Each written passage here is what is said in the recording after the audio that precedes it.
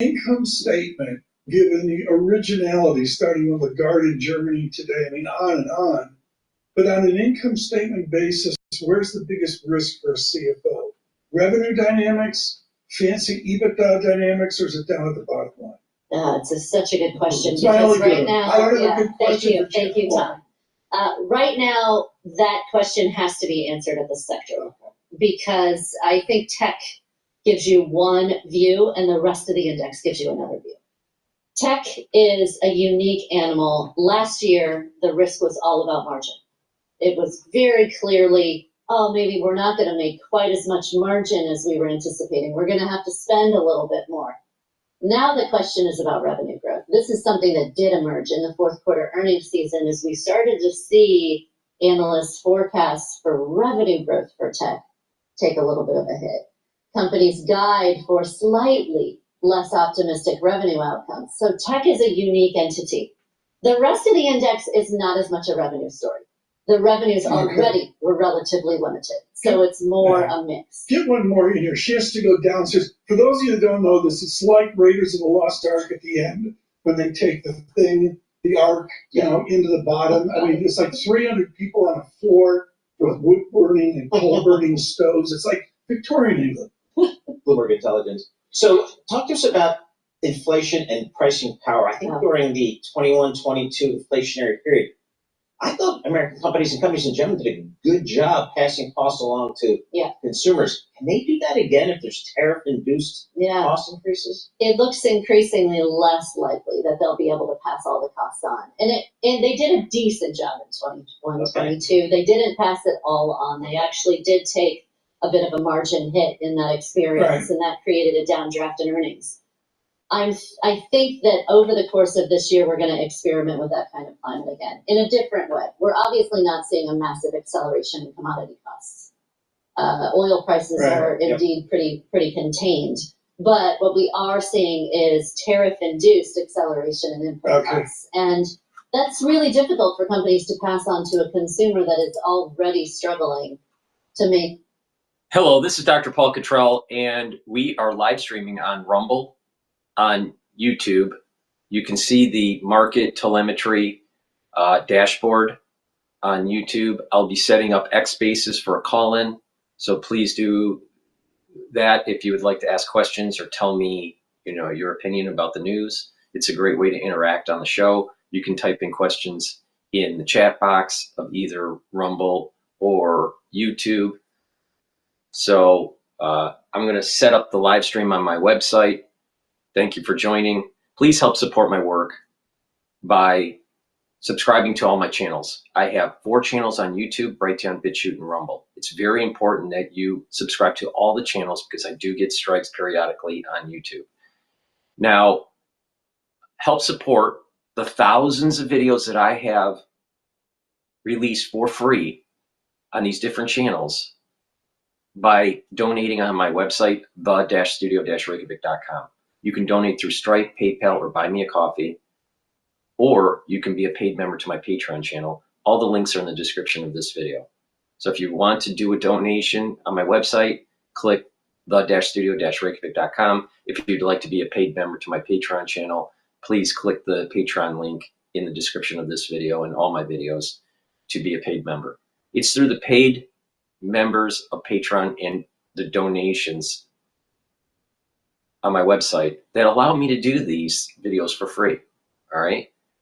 I stream, I tell you my opinion about what's going on in international policy, what's going on with health and wellness, scientific endeavors, what's going on with domestic policy in the United States, what's going on in the financial markets. So please help support my work. With that, I'm going to set up the live stream on my website, but thank you for joining. X Spaces, you can ask questions, so make sure that you go to my X channel and join in on the call-in for the show.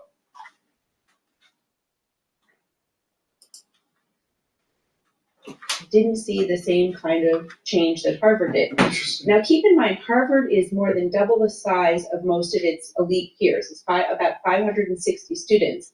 Stanford and Yale, for example, have 200 students. They're much smaller. Right. So, a bigger drop is going to be more apparent in the numbers. But if you're, sitting in a section of Harvard Law School, about 80 students, and you're just a few Black students, you really feel it. I got one general question, Janet Lauren. We got to have you on, more like, I'm thinking Janet every 10 days. I'll do it. With the Department of Education. We got to talk to you. COVID messed up college admissions. I've heard this from everybody anecdotally. Are we back to a year of normal admissions processes, or are you and your team still seeing college admission bedlam across America?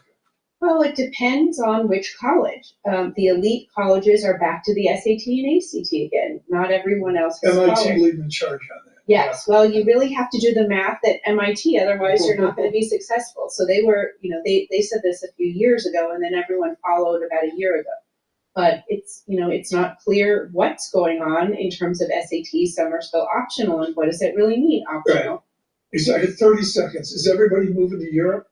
Everybody's saying, that's it, I'm getting out of America? Well, Alex stealing their chairs. They're going to be over at Munich or someplace. Well, it might be a better price tag. You know what the price tag of a year at an elite college is? I just looked yesterday. $90,000+ for 1 year. How many people at that school pay $91,000? 30, 40, 50%. I agree. You can't ignore it. You can't just say nobody pays that and move Is it like Marlboro cigarettes? They reach to people, or people just laugh and say no? It's hard to tell. It's really hard to tell if the colleges understand what's coming for them. Can you come by more often? I would love to. I mean, she has handlers. Just to I know, talk to Janet just to Lauren. get into that. It's like, it's like impossible. Yep. Janet Lauren, thank you so much. A big take here on the Supreme Court and graduate law school admissions. The Dow, -536. Alex Steele has darkened the door. I hate when they play the damn music because it kicks off a copyright issue. All right, so I'm going to go over to live now. They're talking about the U.S. Special Envoy for Russia and Ukraine discussions about the Ukraine war. Well, we're waiting for Bloomberg to recycle here. My point would be, and my personal belief would be, you don't move forward until you get a signed document, period. When we get a signed precious metals deal, and he had an option to do that when I was in Ukraine, and they didn't do it. They had the option to do it last week and didn't do it. I wouldn't do anything until it was a signed But he's document. offering to do it. Pardon? He is offering publicly, at least, to do it. There's a difference between offering to do it and doing it. What's the holdup now? Sign the document. Can he docu-sign it? Can he? That's These things? That's a great question. Because that seems pretty quick to resolve. But it's like, if he was going to sign it, it was Secretary of State Marco Rubio. He's the chief diplomat in Sevilla from Ukraine, or is it, Is that where we are now? It's Well, I the think- protocol that's being I think the used? protocol is you sign a document, and once you sign the document that you want to go forward, that you're serious about it, then I think you can move forward. And I think we've seen too many, starts and misses as we go forward on this. And I think that's part of the issue is how serious are you to get to peace discussions? And you look at the public comments and you look at the private discussions, and it's one of those, it's over to you. You figure it out. By the way, this is not something that is unusual. When I was in Kyiv 2 weeks ago, I was very clear to President Zelensky the outcome if we didn't have a signed agreement. I was blunt, I'm clear that this was a thing that could have happened. Sometimes, and I will be very honest with you, some people always misread the room with President Trump. And you better understand when you play with President Trump where he's going to and what when he goes for some type of a deal. And what happened is President Zelensky, he misread the room last Friday, and I think he misread what I was telling him when I was in Kyiv as well. That sounds personal at this point rather than strategic. No, well, I think it is strategic. It's not personal at all. I think what it is, it shows a negotiating style. It shows an understanding what you're presented with. And it's basically that's how negotiations work. Negotiations are a lot of times personal. I mean, when you go back historically, when you look at, negotiations, how they've been solved, they are done personally. Go back to what happened in the Treaty of Portsmouth with Teddy Roosevelt, between then the Russians and the Japanese. It was his personal involvement on a personal level that caused the Treaty of Portsmouth to eventually be signed. I look at it, when you look, I don't care if it's Henry Kissinger and Lee Dartoa, who. I have the live streaming going on Rumble, on YouTube with the dashboard. You can also watch either version on my website, the-studio-reykjavik.com, underneath broadcast live. And I have X spaces open, so if someone would like to ask a question or tell me your opinion about what's going on in the news, this is an interactive show. Please participate.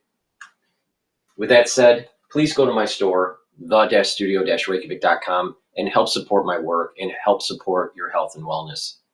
Please get the Max 14 or the Max 35. Take it every day. I take a teaspoon a day.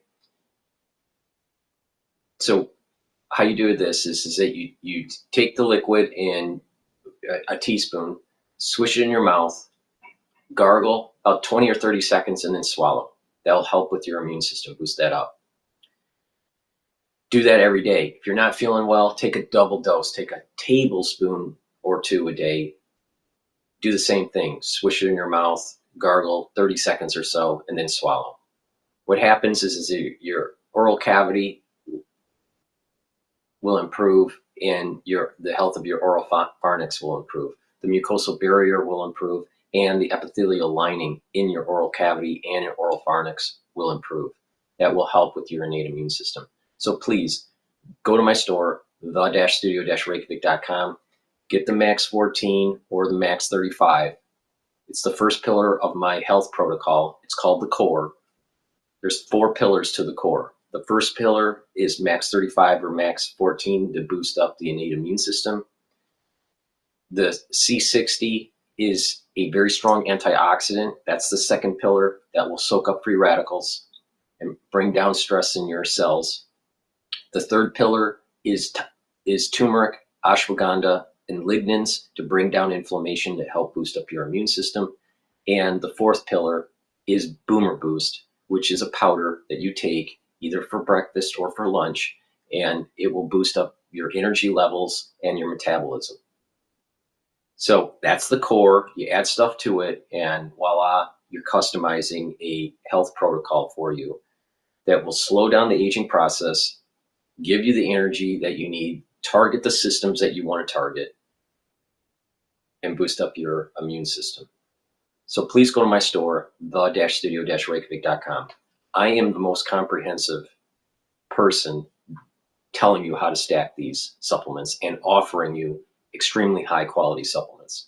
There's no one else doing this. Nobody. They'll say, oh, take this or take that, but it's only a subset of what I'm telling you. I'm giving you the most comprehensive way to do this, and it's what I do. All right? So please go to my store, the-studio-reykjavik.com. Like I said, nobody is as comprehensive on this particular subject matter than myself. All right. Let's go back to Bloomberg here. This job market. Sylvia Jablonski, CEO and CIO of Defense ETFs, discuss her outlook for markets going forward. And David Powell, senior Euro area economist for Bloomberg Economics, on the ECB decision today. Steve Bann, Bloomberg Intelligence autos analyst, talked to us about tariffs, what it means for the big auto companies. We got a lot coming up in this hour. Kick it all off with Mr. John. Right now, the major equity indexes all lower, just about 1% lower right now. You can blame a few things. How about these themes? A shift in global demand patterns, and Alibaba Group introducing its, I think I'm pronouncing this correctly, its Quinn platform. This is a model that claims it performs as well as DeepSeek, but with a fraction of the data, and that has chip shares under pressure today. Shares of NVIDIA right now down 2.4%. Alibaba Group holding shares, those are up 1%. And then you have the Philadelphia Stock Exchange Semiconductor Index, the stocks, that is down 2%, 2.5% overall right now. As for that other theme, the shift in global demand patterns, the Trump administration essentially forcing Europe to spend more on itself.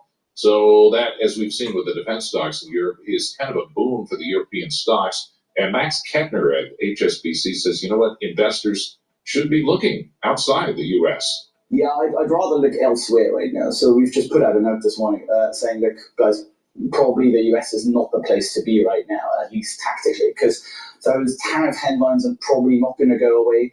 I think for the Fed puts to come back into action, there simply isn't enough weakness yet. And job cut announcements, so they totaled 172,000 in February. That is a 103% increase from last year, and the most since July 2020. This is according to data released this morning from outplacement firm Challenger, Gray and Christmas. S&P 500 right now down 1%, 56 points lower. We're at 5785 of the index. The Nasdaq Composite Index 1.1% lower. That's All right, breaking news points. in the market. Lutnick, Trump likely to defer tariffs on all USMCA goods. So I'm not sure what's going on with that. That should help the market, though. So we'll see. Maybe the market will actually start an upturn. Right now, the S&P 500 is at 5,787. So that's we need to pay attention to what's going on there. I'll have to fix the dashboard because I'm showing actually some of the tickers for the Asian session I show. NBC as saying that all USMCA tied goods likely to earn exemptions. Also saying that President Trump is likely to defer tariffs on all those goods. So seems like some kind of defer exemption thing that we're going to get. He says the USMCA goods related tariff delay will likely be until April 2nd. There you go. There you go. There you go. So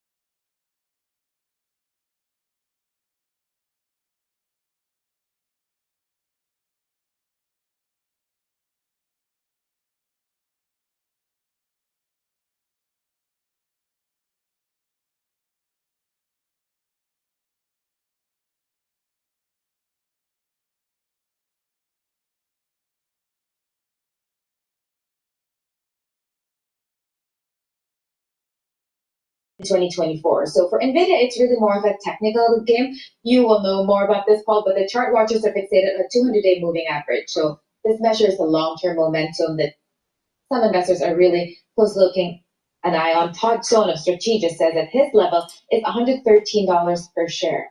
All right, so the dashboard is fixed. The S&P 500 is trading at 5,787. VIX is trading at 23.85. Euro USD is trading at 1.08, so the dollar is weakening. The oil is trading, WTI is trading at $66.24 a barrel. BITO ETF long is trading at 20.28, and the USD Japanese yen is trading at 147.86. It was trading yesterday at 148, so the yen is strengthening. That's a sign that there's stress in the market. That's the early sign. And VIX is elevated at 23, so that's also a sign that there's stress in the market. But because of this new news with Lutnick, that Trump may make decision on USMCA tariff delay today, that might actually rally the market today, intraday. So we'll see what happens. That's a good quick pick, actually. It's basically a rapidly emerging technology that uses complex stuff to solve complex stuff. See, I can do that. I was wondering, like, can you explain it to us? Because that would be. I'm going to read the quick take. That's what I need. All right, fair enough. All right, Isabel Lee, thank you so much. We appreciate that. Isabel Lee, she's a cross-asset reporter for Bloomberg News, giving us some stock-specific moves here. We have some economic data today. We're going to get some more jobs data tomorrow. Looking at the bond market, the 10-year Treasury up about 3 or 4 basis points here, 4.31%. We were at 4.25 a little bit earlier, so moving up a little bit here in rates. Ira Jersey joins us here. He's chief U.S. interest rate strategist from Bloomberg Intelligence. Ira, what's some of the economic data that you've seen recently? What's it kind of telling you? What's it telling your market? Well, if you look at the jobless claims numbers, they weren't so bad, and certainly that's not going to have a bearing on Friday's number, just given the fact that the survey week for the payrolls report that we get tomorrow was almost a month ago, right? It was the week that had the 12th in it, so you're talking about the second week of February. The important data I think today that came out, at least the one that a lot of investors have contacted us about, was that Challenger data that you guys mentioned a couple of minutes ago, and just the fact that you saw a pretty big increase not only in government jobs, but also in retail and consumer staples and others. Now, some of that has to do with companies that have gone out of business. As Noel Hubert, my boss and our corporate strategist, noted to me, like some of this is probably some one-offs on restructurings and closures, but nonetheless, that is data that we have to take into account. The reason that we're selling off, it's all about Europe. You look at Germany, and Germany basically took off any kind of fiscal restraint that it's had and is going to be issuing a lot of debt. And you look at German yields, and they're higher by 30, 35 basis points, and that's pulling the entire global G3 plus bond market higher in terms of yield. Which actually, on that point, Ira, I was a bit surprised that yields weren't higher over the last 48 hours. Like, they made a move, but nothing like the superlatives that we're seeing over in Europe. Well, I think the U.S., though, is in a slightly different situation. People are playing some relative value. And the fact is that there's not necessarily, the market's gotten used to very limited and kind of benign German government debt. It is the benchmark for the rest of Europe. But at the same time, there's not a lot of people who want to get in front of what could potentially be a massive load up on debt over the next year. So you have to reprice and get ready for that supply to come into the market. There will be an equilibrium. Look, Germany is still one of the best sovereign credits in the world. So it's not like they can't do this, but you do have to reprice for it. And you look at their own yields, and you're talking about yields that are still sub 3%, right? So you're not talking about, particularly high yields.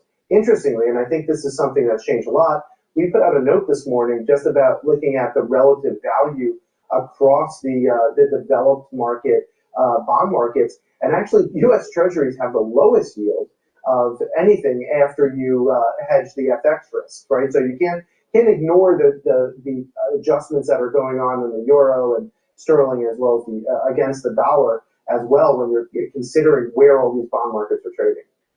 So I was looking at the work function. Looks like the odds are going up for maybe as many as 3 rate cuts this year. Is that just kind of a reflection of the uncertainty that is now out there in the marketplace?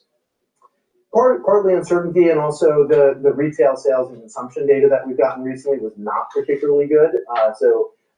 Just going back to the retail sales numbers, and then last Friday's PCE report, which you always have to remember, like the PCE report, we always focus on the inflation component, but it also has a lot of detail in the consumption pieces of it. And what it did show is that services spending and services consumption is starting to flatten out. So I think that's concerning some investors that the Federal Reserve may have to cut interest rates. And look, we've been in and out of this. The Fed's going to cut aggressively this year several times over the last 6 months or so. So this could just be another head fake, right? Where the market's worried about the economy, and then if the economy holds up okay, maybe the Fed's on hold. And I do suspect that that's the base case for me right now, is that the Fed's not going to do much of anything, if it does need to cut, it'll probably cut pretty aggressively. Not another 50 basis point move, I think, but certainly a few 25s is not out of the question. But not until the second half of the year. Before we let you go, Ira, we have like 30 seconds. What is the setup into tomorrow with Jobs Friday? Yeah, I think the curve steepening, I think, is pretty interesting because if we do get a weaker than expected job report, if Anna Wong and the Bloomberg economics team is right and we have a sub 100 jobs print, we're set up for a pretty decent flattening probably of the yield curve, which means that long end yields can come down a little bit faster than front end yields, but we will probably fully price in even another cut this year if we get a number like that. All right, Ira Jersey, thank you so much. We appreciate that. Ira Jersey, Chief U.S. interest rate strategist for Bloomberg Intelligence, based down there in Princeton, New Jersey. Again, the 2-year, we're at 3.98% on the 2 years, so sub 4% gets your attention there. On the 10-year, 4.31%. That's up 4 basis points here today. So we're keeping an eye on the bond market as well. The VIX, the Tom Keene VIX, above 23, close to 24. A little bit of volatility out there. Yeah. This is Bloomberg. All right, VIX 23.56 right now. The S&P 500 is below 58,000. It's 57.94. Again, like I said, there are 2 resistance points that are important to remember for the S&P 500, the 5,750 and the 5,500 mark. If it blows through that, then we got some problems. And I will go into detail with the fib sequence with the S&P 500 in another video. We can't do that right now. Please go to my store, help support my work, help support your health and wellness. This cold season is worse than last year, from peak to peak or from week to week. All right? So there are still people that are being affected. And the allergy season is coming up. So please mitigate that irritation that you might get in your throat during the cold season or during the allergy season. And the way you mitigate it is taking drops and lozenges that I have on my store. They're made from structural nanosilver. They're very high quality, and I have 5 different flavors. All right, 2 of the lozenges flavors are in elderberry zinc in a 21 count. The lozenges are larger, and in Manuka honey, 21 count. Get a few bags for your household. Have them at work and have them at home. The moment you have that irritation, take them right away. I also have them in kind of that old style candy drop, and it is in cherry. You get 100 in each bag because the drops are a little smaller than the lozenges. The honey and lemon and the blueberry. The moment you have that irritation, take them right away. Now, some people actually take them daily. And the reason why is they just want to neutralize and improve their oral cavity and their oropharynx to improve their innate immune system. That's fine too. But the moment you have that irritation, it's really important to mitigate it right away with the drops or the lozenges. So get a few bags for your household and for work. Just be prepared. The moment you have it, take it right away to mitigate the problem. A lot of people don't realize that if you have something fester and it gets just, where you're sick for 5 days or so, or 7 days, most people don't realize that even if it's benign, even if it's something that's just minor, it takes 2 weeks to 3 weeks to fully heal your body. If it's something worse, or it's bronchitis or pneumonia, then it takes much longer to heal the body. You're talking now a couple months. If it's chronic, then it's a big problem.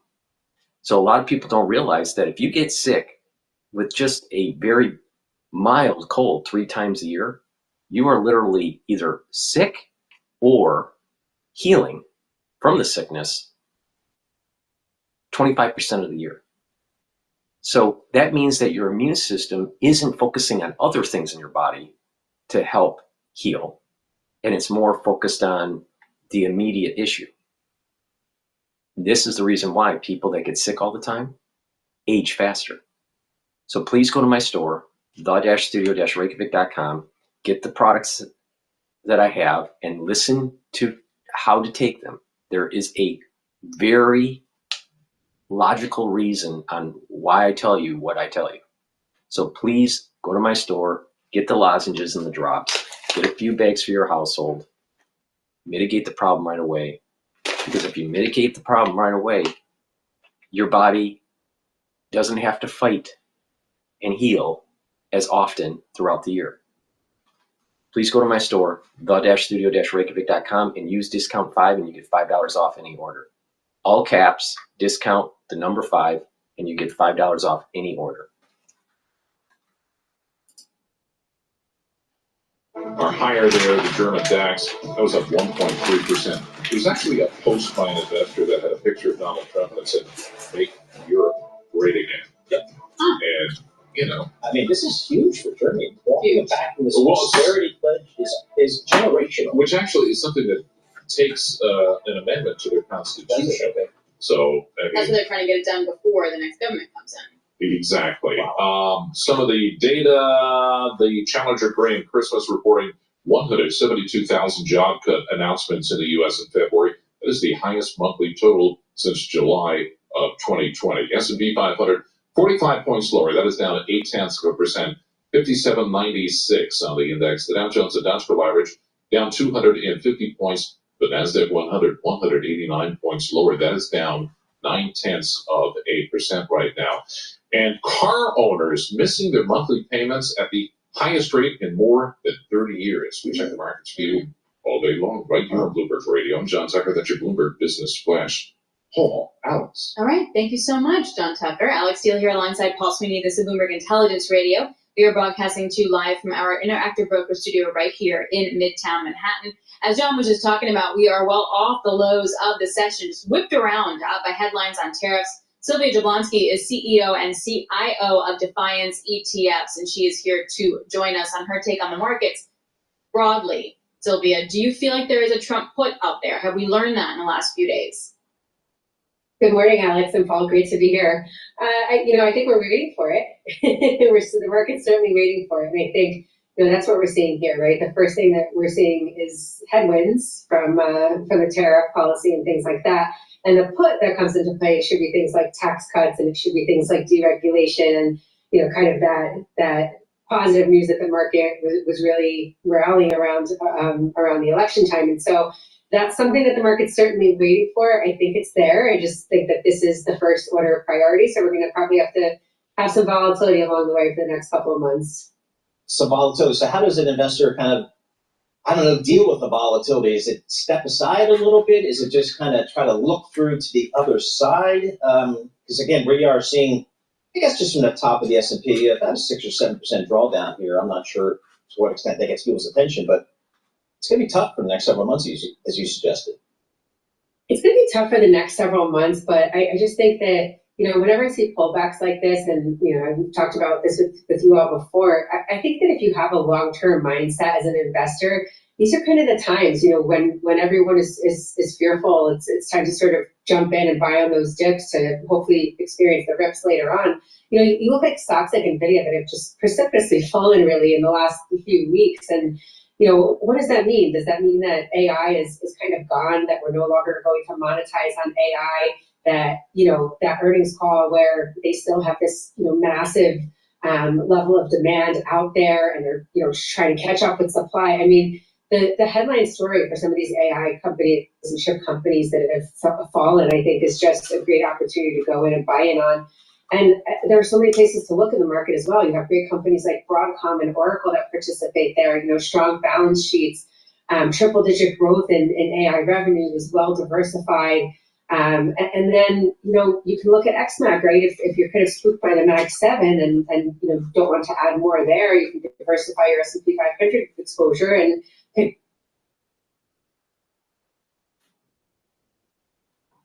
I don't know why it didn't. For some reason, the speaker stopped here.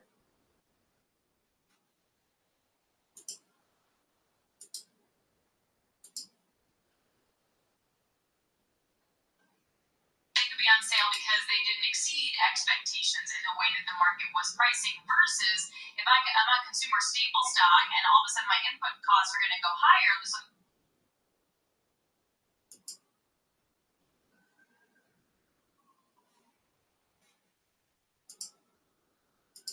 Come on. we don't know what's going to happen with tariffs. I suspect there will be some tariff policy that is not what it is today. That could be wrong, but I think with the market.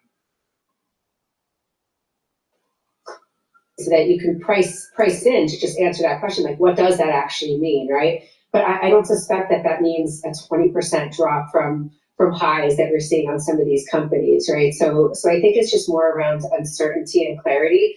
And usually until you get that volatility, you get those pullbacks. Once you start getting the certainty, that's when you start seeing the rallies and the rips. And that might be a couple months off, but as an investor, Please go to my store, the-studio-reykjavik.com. Help support my work. We're going to go to CNBC about the jobs report. I have these deodorants. It's a dual-purpose deodorant. I partnered up with Rainbow Herbals, and we've created these dual-purpose deodorants for males and females. You can get it in peppermint, lavender, and tea tree, or in citrus. Now, you use it every day as a deodorant, but you're going to be detoxifying your body at the same time. It's a dual-purpose product. I believe in giving you high-quality dual-purpose products because I know that these products are more expensive, but they're extremely high quality. And by having it a dual purpose, it actually justifies the higher price. So you're targeting different systems of your body, all right? Instead of just cardiovascular or just your immune system. Here's another example. You use it as a deodorant, but it's helping to detoxify your body at the same time. So please help support my work. This is extremely high quality. It's made from essential oils from the Himalayas, all natural. No aluminum, no baking soda, it's all natural. Take these deodorants, you use these deodorants every day as a deodorant, but it'll help to detoxify your body. It's for males and females. Get a couple bars for your household, help support my work, and help support your health and wellness. This is a great way to get healthy and to stack it with other stuff that I offer at the store. So please go to my store, the-studio-reykjavik.com. Use discount 5 and get $5 off. Magnesium and zinc, extremely important to take every day. Why? To boost up your immune system. It's water soluble, so you need to drink it with filtered water. So take magnesium and zinc every day. If you're not feeling well because of the cold season, take a double dose. Take 1 dose in the morning, take 1 dose in the evening. Once you start feeling better, go back to your maintenance of just 1 dose a day. But take magnesium and zinc to boost up your immune system. You should be doing this every day. Use discount 5 and you get $5 off any order. So get a few products, like for example, get some deodorants and get the magnesium and zinc. You're detoxifying your body, you have a deodorant, and you're helping your immune system. And you can use discount 5 and you get $5 off. Please go to my store, the-studio-reykjavik.com.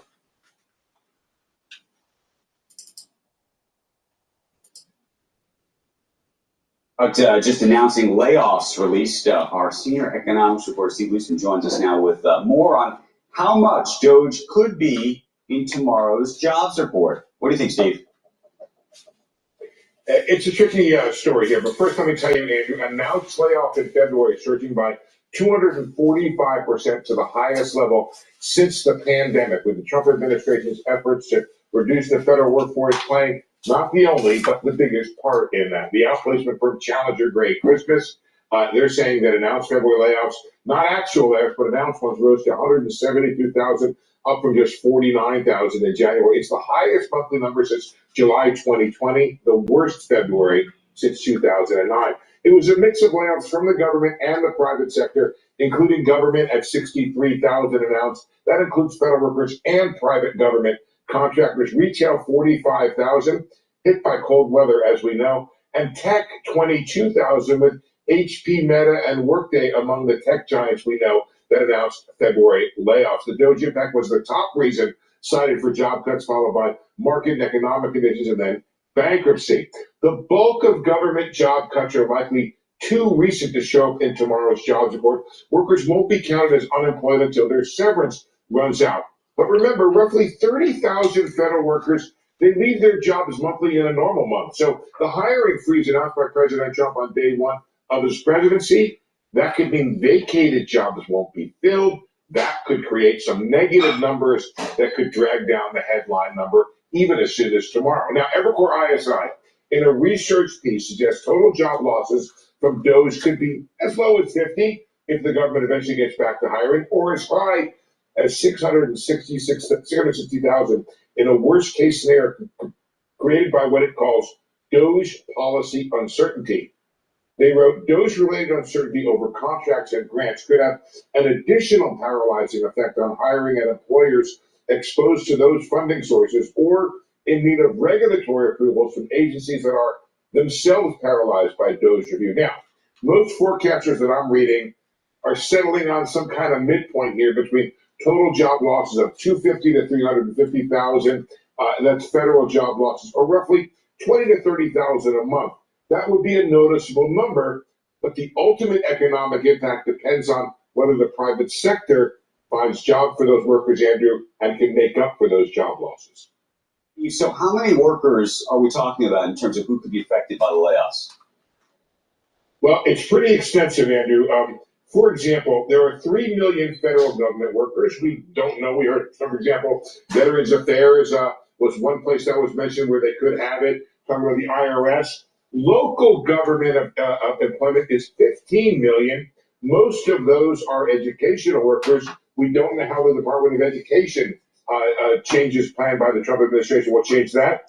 5 million state workers. And then according to Evercore ISI, there are maybe 4 to 5 million workers out there in the overall economy whose jobs are somehow touched by or otherwise affected by federal government contractors. Right. Some of those are in defense. There could be cuts there. Some of those are non-defense. There's all kinds of ways the federal government is in the economy. And so it's really hard even to figure out what the universe is. But there may be as many as 20 to 25 million jobs that in some way could be affected by this. Obviously, they're not all going away. But when we know those plans as they come through, and I think this idea of what Evercore calls DOGE policy uncertainty is something that could keep people from hiring until things are more clear. Well, Steve, we're talking about this, you're putting it in the context of DOGE uncertainty. I would ask what you think of tariff uncertainty. You know, I was talking to a real estate executive the other day who was saying that they're not building, they're actually not doing construction because they're waiting to find out what's going to happen with the tariffs because of some of the supplies and other things that would be coming in and what the costs are ultimately going to be, and because of that policy uncertainty. Yeah, that's a separate area of uncertainty, and it sounds like that example came almost directly, by the way. There was a mention of something like that in the Fed's beige book, which mentioned tariffs 49 times and had a lot of issues of uncertainty. Talked about consumers not buying because of tariff uncertainty, businesses not investing because of tariff uncertainty. Look, I don't know how to say this, Andrew, but it doesn't appear as if, assuming that the president has good intentions and good ideas with his tariff policy, it doesn't appear as if it's being implemented in a way that is minimizing uncertainty and perhaps minimizing the economic impact in a way that would be not something. This stuff could show up, Andrew, in the numbers if we do have this holdback in investment from CEOs because of the uncertainty. So it's something to watch, and then maybe down the road they get the deregulation and the tax cuts that helps, but right now Steve, it's uncertainty. real quick, and I know they're playing us out. We talked to Frank Luntz earlier, and he made the argument, and also, by the way, Tom Emmer, who said that the American public effectively voted for free market, the idea of free trade, wanting to get back to some kind of parity with some of these countries that have tariffs on us, and that the American public is going to be willing to pay the price for that, at least in a temporary way. As somebody who has done the please go to my store, the-studio-reykjavik.com, help support my work and these live streams, and help support your health and wellness. It's a win-win situation. I have very high quality products on my store, the-studio-reykjavik.com.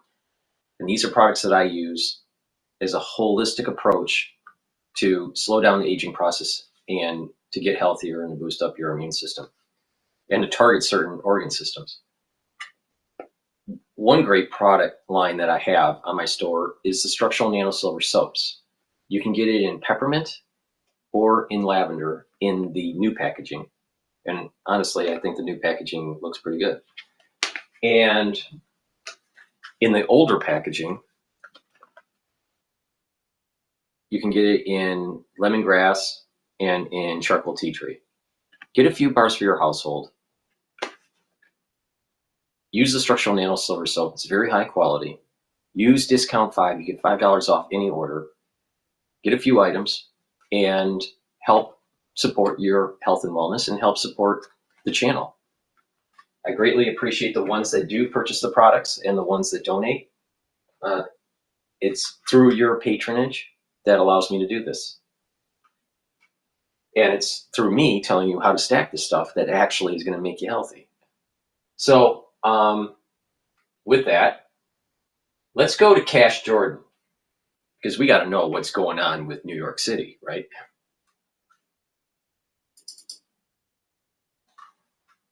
And meanwhile, here at home, some fearing federal ICE agents could potentially raid classrooms to arrest undocumented immigrants. It is part of President Trump's recent order allowing federal immigration officials to make an arrest. There is now so much fear in New York City that local officials are conjuring up ways to hide people from ICE. One of which involves making the locations of New York City's asylum shelters a complete secret. But doing this would make New York more than just a sanctuary city that doesn't care about one's immigration status. Instead, it would force our entire city to harbor the gang members and criminals ICE has come here to arrest. Law enforcement officials are keeping a close eye on gang-related criminal activity all around the city. The NYPD's Detective Bureau is tracking the dangerous Venezuelan gang Tren de Aragua. They call this place the death shelter, said out there. He was placed here at Randall's Island, but says from the moment he walked in, people told him to watch his back. Migrants we spoke to say they sleep with one eye open, fearing they will be attacked. Police say their crimes are becoming more brazen. The members even posting their weapons on social media. I mean, look at this picture. Originally from Venezuela, the gang has infiltrated city shelters, running illegal operations right under the noses of authorities. Randall's Island, where a large tent city has been set up to accommodate migrants, has become a recruitment hub for the gang. There's actually a recruitment process, and this is the first time we've seen structure with Tren de Aragua, where people... Breaking news, Macy's sees softening demand with their store sales. Recruiting these younger members. Yeah, the Trump administration continues to crack down on undocumented immigrants and also make threats to anyone who might stand in the way. Immigration advocates are saying that not enough is being done to protect this community.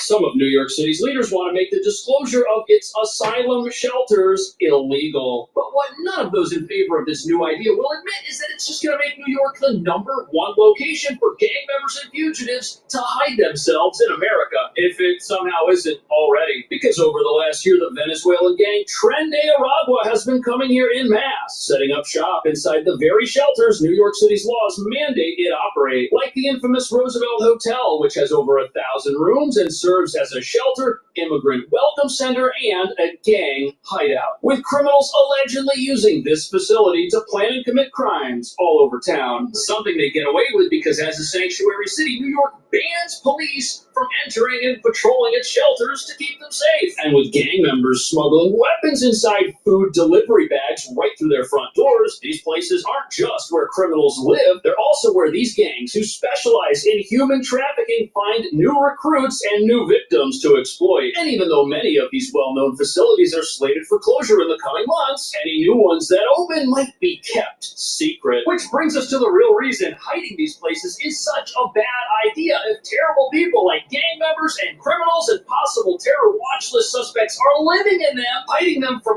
ICE is not only going to make our city more dangerous, but it's also going to help these criminals continue to ruin it, while putting local residents in imminent danger without them even knowing it. Because with New York being a sanctuary city with a unique right to shelter rule, anyone who asks for a shelter bed gets one, because it's their right, even if they intend to sleep in it after spending time in the back of a police car for theft, robbery, or assault. However, if ICE knows where these shelters are, our progressive leaders are afraid they might set up camp and make arrests. But as you're about to see, our leaders, they don't just want our shelters hidden from ICE. Oh no, they also want them hidden from anyone who might object to them, which means they've got to hide them from their own voters.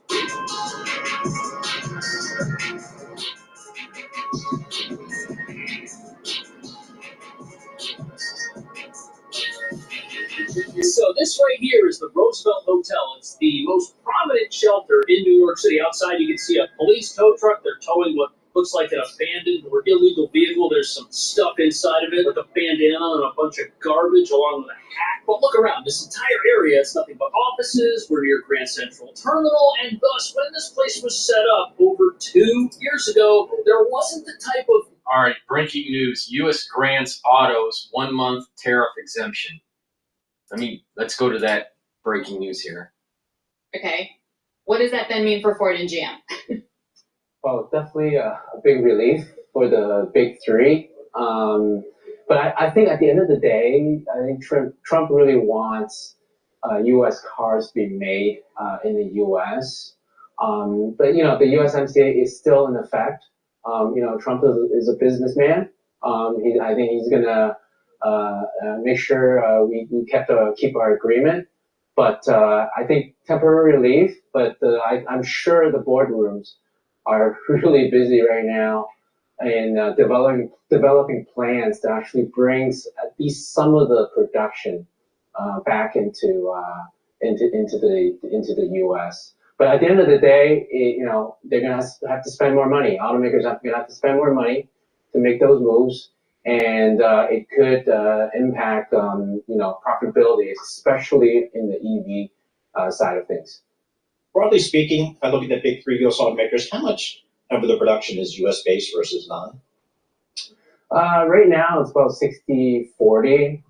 If you look at GM, some of their Silverado, all their EVs are made in Mexico. So for GM specifically, the risk is that no one's buying EVs. Doesn't matter. Profit trends that they've been seeing on EVs. But it's about 60-40, U.S., Mexico, Canada. So let's say if the long-term plan now needs to be build cars in U.S., how much production capacity would Ford and GM, for example, I'm using them, have to ramp up? Like, what does that look like? And how long does that take? What is the pricing? Right. So in 2024, about 3.6 million vehicles were built in Mexico and Canada and were sold in the U.S. Okay, and out of that, about 1.6 million were the big three. So to answer your question, 1.6 million vehicles are actually could come back in the U.S. It depends how long it'll take. I think there are some spare capacity for the big three, especially for Ford and GM, to move some of that production back. But it will take time. It will take time. It's not just moving the assembly plants and equipment back into the U.S. It's all about the supply chain, right? A lot of the suppliers actually built their production very close to the assembly plants. So those will have to come back. So it could take years. Look, the first NAFTA agreement came into effect in 1994. It took decades for these companies to move these to a low-cost country like Mexico. And you can't... You know what? You can. No, you can. You can set a fire underneath the supply chain and basically say you have 36 months to move your operations and get it settled. There's lots of light manufacturing facilities that are vacant across the United States. They'll need time. They'll need about 8 to 10 months to hone in on their quality control, but within 36 months, they can do it. You just light a fire on them and say, you gotta move, or you're gonna be tariffed. And guess what? It's gonna be so bad with the tariffs that they don't sell their goods, and the company will be hit by Wall Street so hard that they'll be forced to come back. So stop falling into this trap that, oh, it takes decades. No, it takes 36 months. 36 months.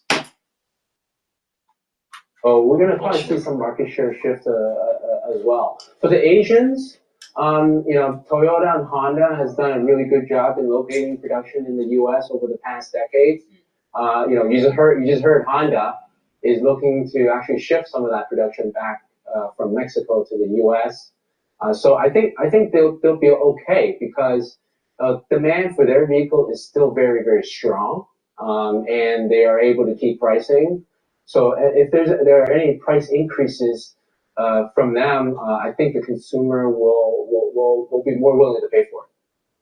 Okay, let's get to that in terms of how much more cars cost. Because if I'm an auto company, I'm going to be spending bazillions of dollars to build a plant quickly in the U.S. That to me implies like a price shock for the sticker price that they mothballed so many plants in the United States. They can go and retrofit them. It's not like it's greenfielded.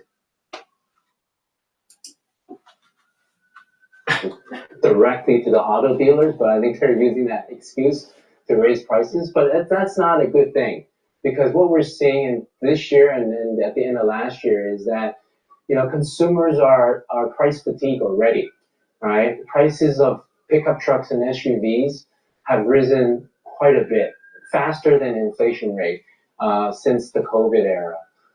So we expect sales to be down slightly, but if they're going to increase prices, it's going to hurt. It's going to hurt the industry, new car sales industry. No, the answer is this: reduce the tech in the car. If you reduce the tech and all the optionality, you're actually bringing down the price.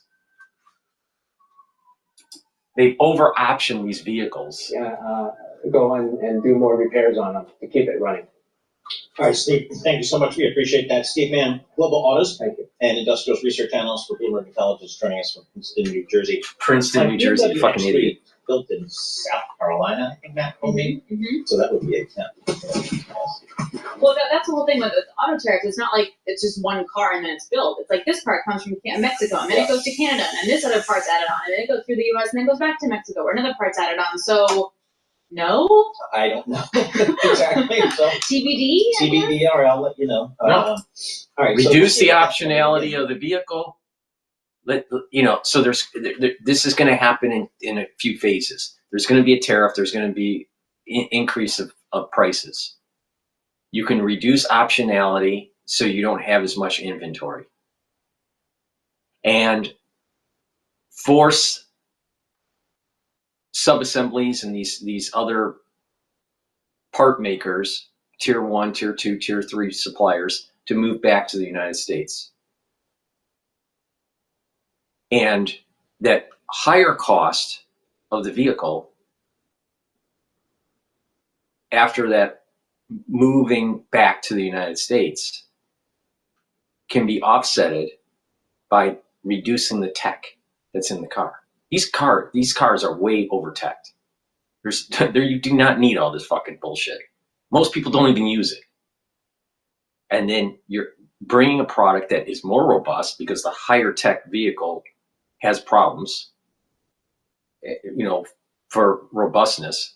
So your vehicle is going to be more robust, and because of the optionality is less, and the number of things that could go wrong, and there's less testing and all this stuff, that the vehicle is actually cheaper. These vehicles are more expensive for a multitude of reasons. One, the UAW contract. 2, inflation. 3, they're putting more stuff in the vehicle that you really don't need.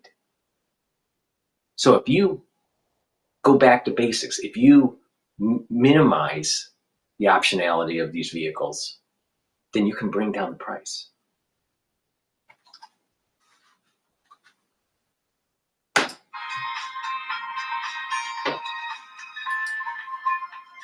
5%.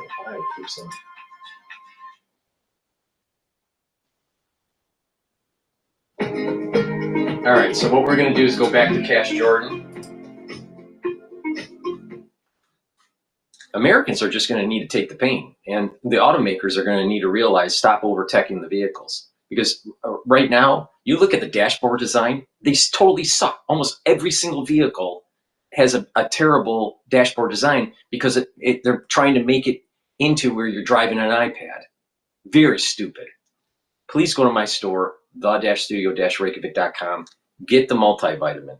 Instead of buying high optionality on your vehicles, save some money, not pay so much on your car payment, and actually improve your health.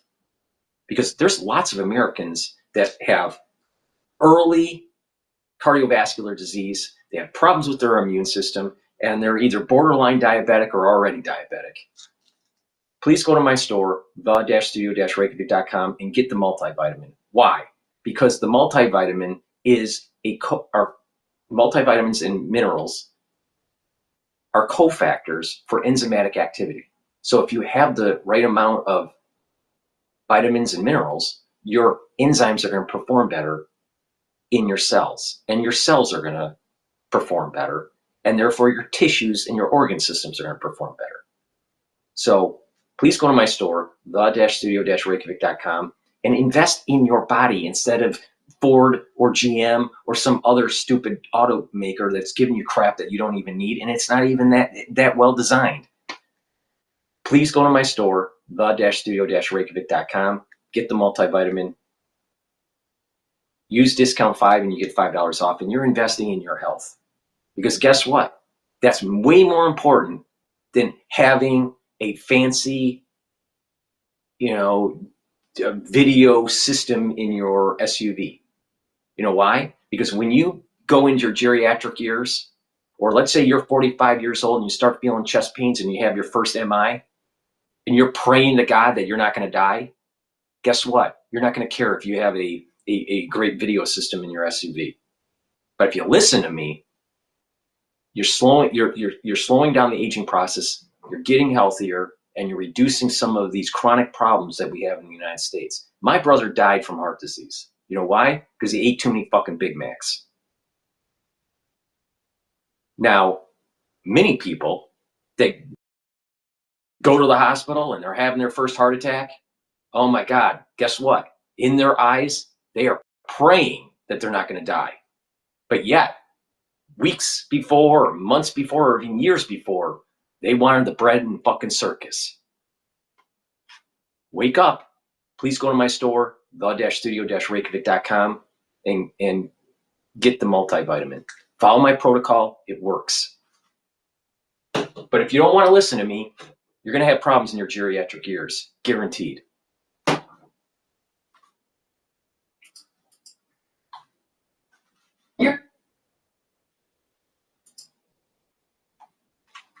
Though there wasn't the type of neighborhood pushback that we're now seeing in the Bronx while the city tries to open another shelter that people know about. Staffers at City Hall faced a grilling in the South Bronx from neighbors upset about plans to open a brand new migrant shelter.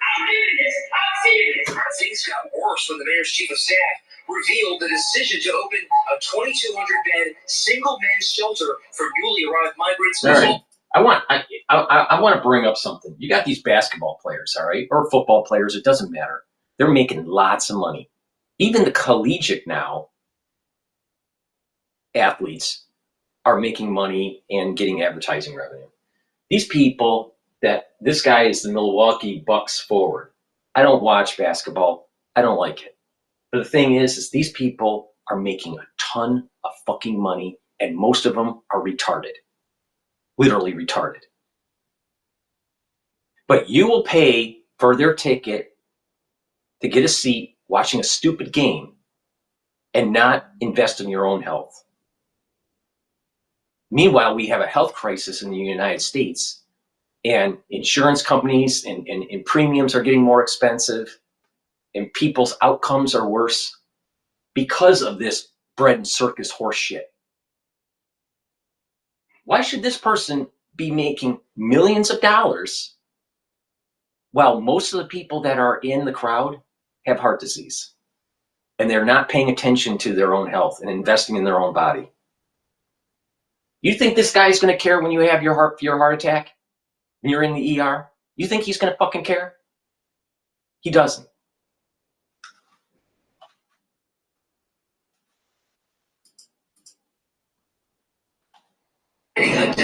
So in the Bronx, the city plans to open a 2,200 person men's only shelter, and neighbors are pretty concerned because they know that as a sanctuary city, no vetting is done before people are moved into some of these places, which is how they become so dangerous. And when you think about the impact criminal activity has on a neighborhood, look right here. Because this abandoned car with Massachusetts plates could be somewhere a person who's no longer allowed in this shelter is sleeping. It's happened before. But since there's nobody living in it, it also could be a stolen vehicle, which has been used to commit crime. And if you're a resident, the last thing you want is for a shelter to open up in your neighborhood and for it then to turn into a place that's always got police cars parked out in front of it. And even though the vast majority of people living in a place like this are not criminals and did not come here to join gangs, it only takes a small handful of people to ruin it for everybody because, again, criminals are protected here, which greatly magnifies what they can do. Something everyone saw when a facility similar to that coming to the Bronx opened on Hall Street in Brooklyn, housing 3,000 people, none of whom were vetted or went through background checks before moving in. In fact, last summer, after back-to-back gang-related incidents took place here, the city was forced to deploy an extra 14 police officers to the area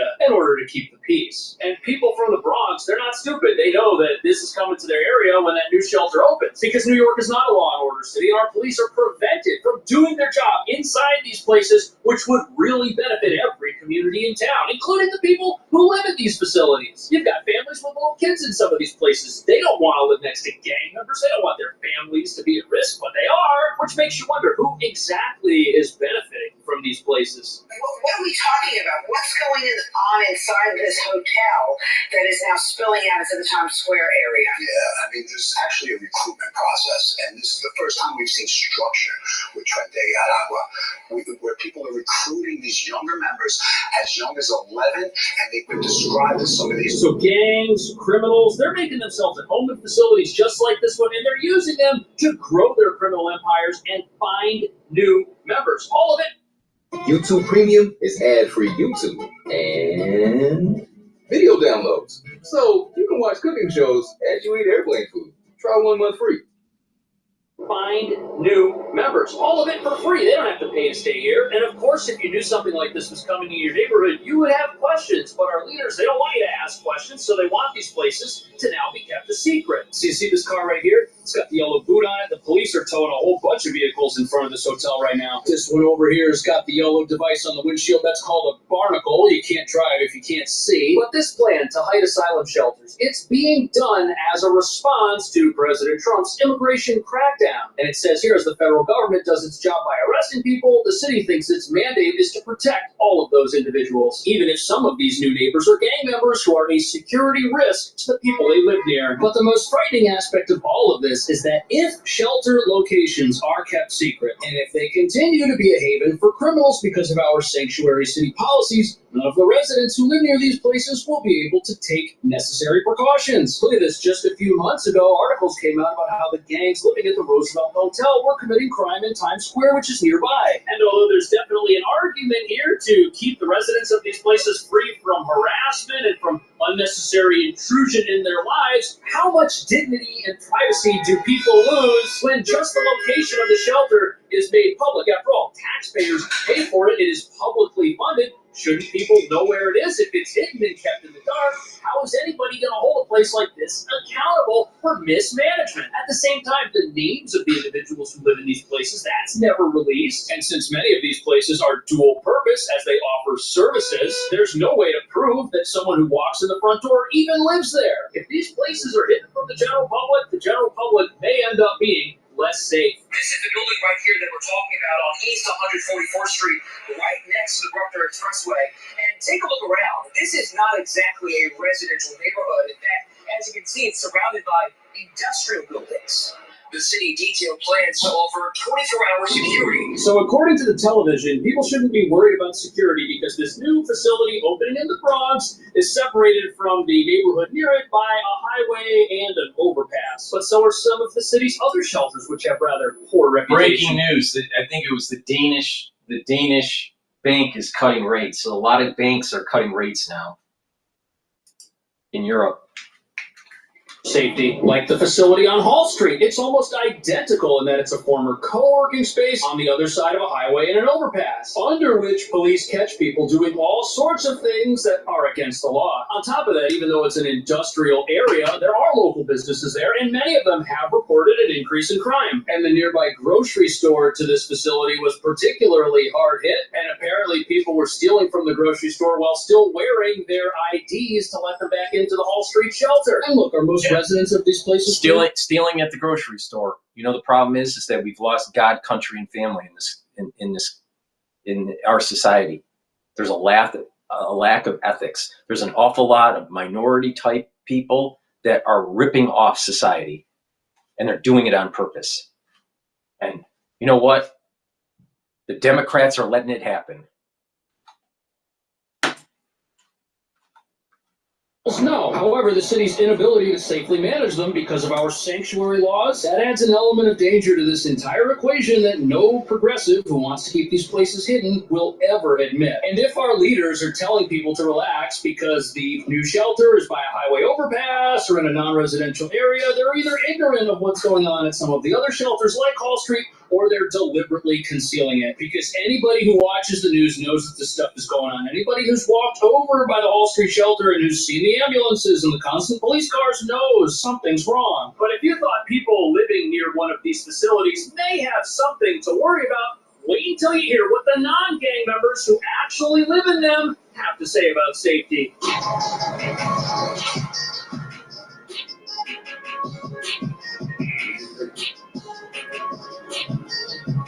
So here we are at the Candler building. It's another one of the city's shelters, but it's already kind of a secret. It houses 400 men, and it's right here in the middle of Times Square, but the entrance, the main entrance right over here, they don't use that entrance. The back of the building is where all of the guests come and go. Unfortunately, you'll see there are some police cameras and lights set up. There's also large piles of trash back there which block the sidewalks. Perhaps they're moving furniture or things out of this facility. We don't know if it's slated to close yet. But this area where I'm standing is the location where 2 NYPD officers were first assaulted by members of this Tren de Aragua gang way back in December of 2023. And it was at that moment that the city started learning about the danger these gang members pose to all of us, especially those who have to live in these places.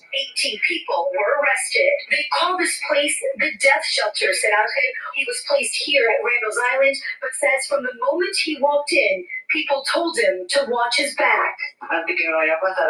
Before something happens to me, I'd rather be somewhere else. I'm going to... So look at that. The majority of people who live in these places, they're under attack, all right, but not from Donald Trump. They're under attack from gangs that shouldn't even be here in the first place. In fact, the best thing to happen to any shelter in town would be for ICE agents to raid it and remove every criminal who they find inside, because these are the very criminals assaulting the people in these places who the city says are vulnerable and who says we need to take care of. But now we've got local officials who want the locations of these places to be a secret. They're not advocating for ICE to go into them and remove the criminals. No, instead, they just want all the places we know about to close so that they can reopen new hidden facilities where these gang members have another advantage on everybody else. Really, if you're a gang member and you want to live someplace where the state is going to support your criminal activity, what more could you ask for? We're already releasing many of these folks when they commit robbery or assault, since those have been decriminalized. And when these gang members get caught with weapons, oftentimes the charges are dropped because apparently they've got no U.S. criminal record. And now these gang members might get the opportunity to hide from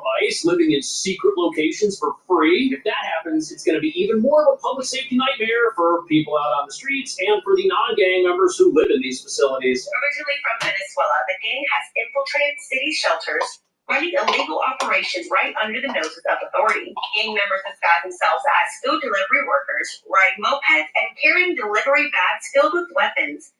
allowing them to commit crimes while hiding in plain sight. So according to this report, the gang members masquerade as delivery drivers and use their delivery equipment that they'll carry when they're riding a bike to drop off food to smuggle weapons inside these facilities. And if this turns out to be true, it means that some of the bikes parked out behind this building could be used by criminals to commit crime. However, keeping the locations of publicly funded shelters a secret isn't the only way our local officials could frustrate ICE and stop them, or at least try to stop them. What they could do is, instead of having separate shelters for asylum seekers and homeless New Yorkers, some activists have put forth the idea of merging the two separate shelter systems into one. Then, if ICE were to raid a facility, after entering, they would find a mix of people, some who have immigration violations and others who are U.S. citizens. Right now, that's not how things work. And both of these ideas exist because activists just have this idea that consumes their mind that ICE is here to conduct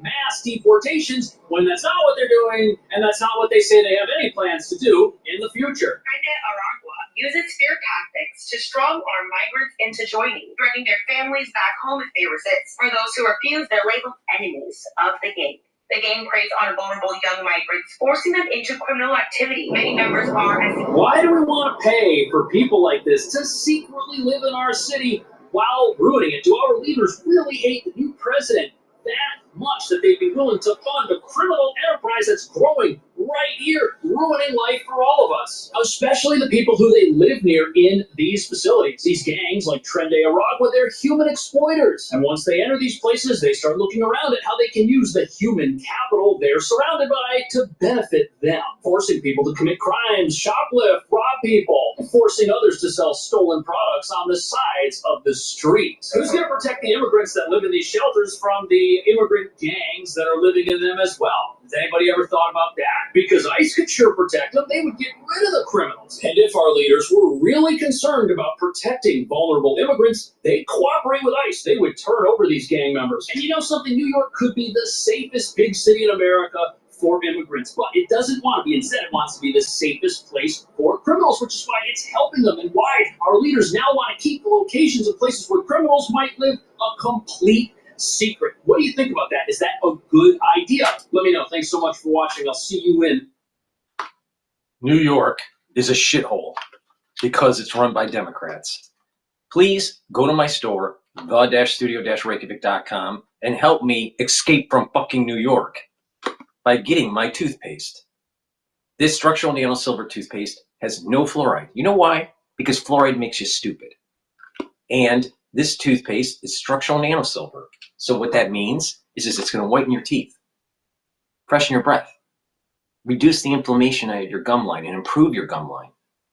And with good oral hygiene, you're reducing the chances of cardiovascular disease and reducing the chances of valvular disease. Many people, when they get older, they have bad oral hygiene and they start having a lot more problems. It's not just that they're losing their teeth and they're having gum issues, but they're also exacerbating cardiovascular problems and valvular problems. You don't want that. This toothpaste is the best toothpaste that you can buy. I'm not joking. I'm not speaking in hyperbole. Alex Jones doesn't even come close to the quality of this toothpaste. And not only that, I tell you how to stack all these different ways to improve your health. Now, this is what I do. Now, and I'm older than Alex Jones. It is obvious, absolutely, positively, 100% obvious that my protocol works. Look at him. He's a fat ass that looks like 15 years older than me. Please go to my store, the-studio-reykjavik.com. Get the structural nano silver toothpaste. Get a few tubes for your household. This is the best thing that you can buy, period. And go to my store and get the probiotics. I have it in a veggie cap version and in a powdered version. I take the powdered version because, as you just saw, I just ate my lunch. I have hummus. I put a bunch of powders in the hummus. I put the probiotic in the hummus. I put the lignans and the Boomer Boost and the Gladiator Barley and the collagen and mix that all up. And guess what? It supercharges my lunch. So take the probiotic. It's in a powdered form, or you can get the VeggieCap version if you want, but take it every day. Why? Because with a good gut biome, you're going to absorb your energy better. You're going to reduce inflammation in your gut. You're going to reduce chances of mutation in the crypt of your gut. You're going to improve your immune system by increasing the mucosal lining. You'll have more IgAs in your mucosal lining, so that's an improved immune system. And you'll have the right gut biome that you need for proper health. Your skin will improve, your hair and your nails will improve. In addition, you are going to be able to sleep better. You're going to be less irritable. And evidence is showing that with a good gut biome, you're reducing the chance of early onset of dementia or Alzheimer's. On top of, with a good gut biome, you're improving your liver. That communication between your gut and liver is really important. And your liver is a major detox organ. Please go to my store, the-studio-reykjavik.com, and get these probiotics. It is obvious, absolutely obvious, that my protocol works and is the most comprehensive, bar none. Nobody is more comprehensive than I am on this.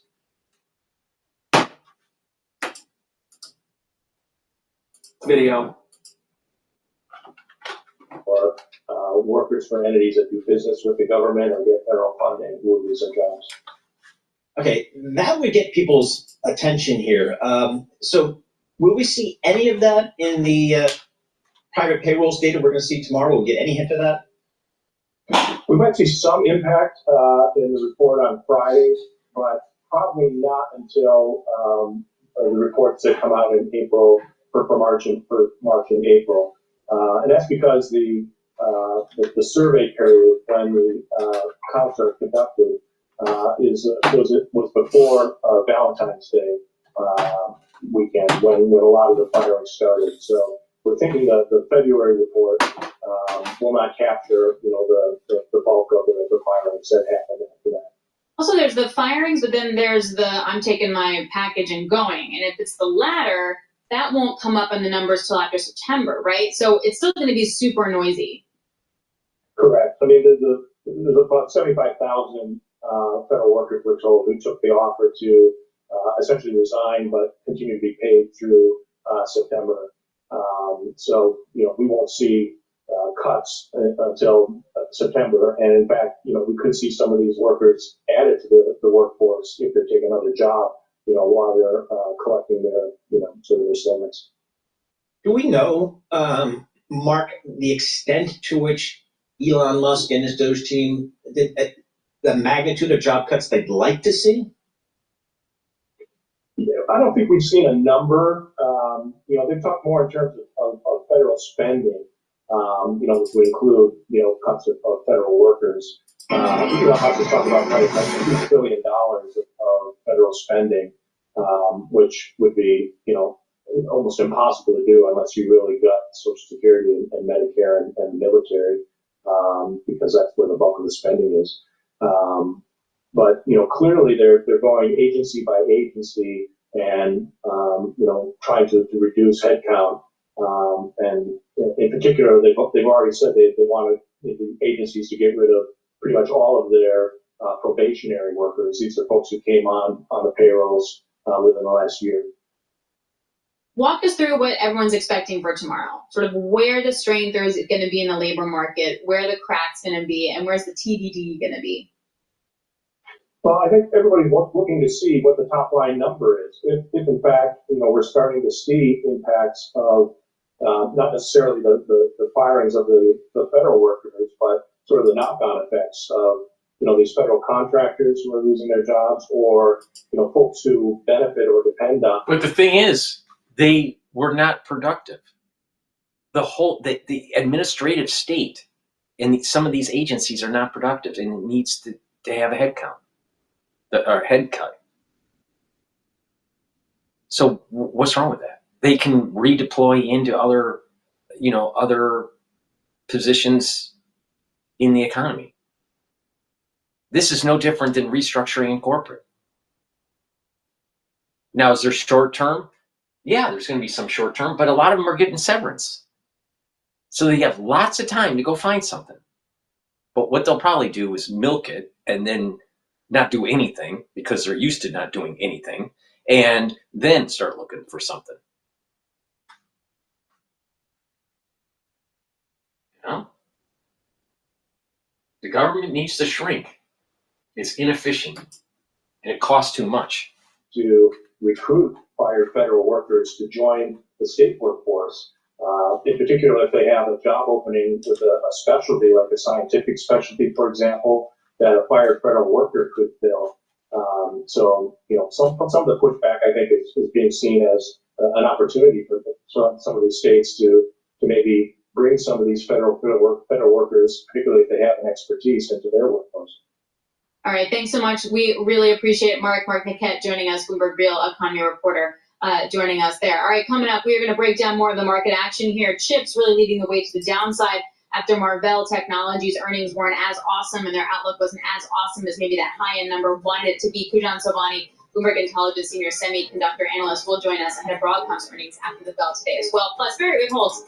Noise versus reality. How do you manage all of this? He'll be joining us, of course, as founder of Ritholtz Wealth Management and host of Masters of Okay, Business. we're going to go to Lagarde's statement on geopolitical uncertainty, rates, and inflation with the ECB decision.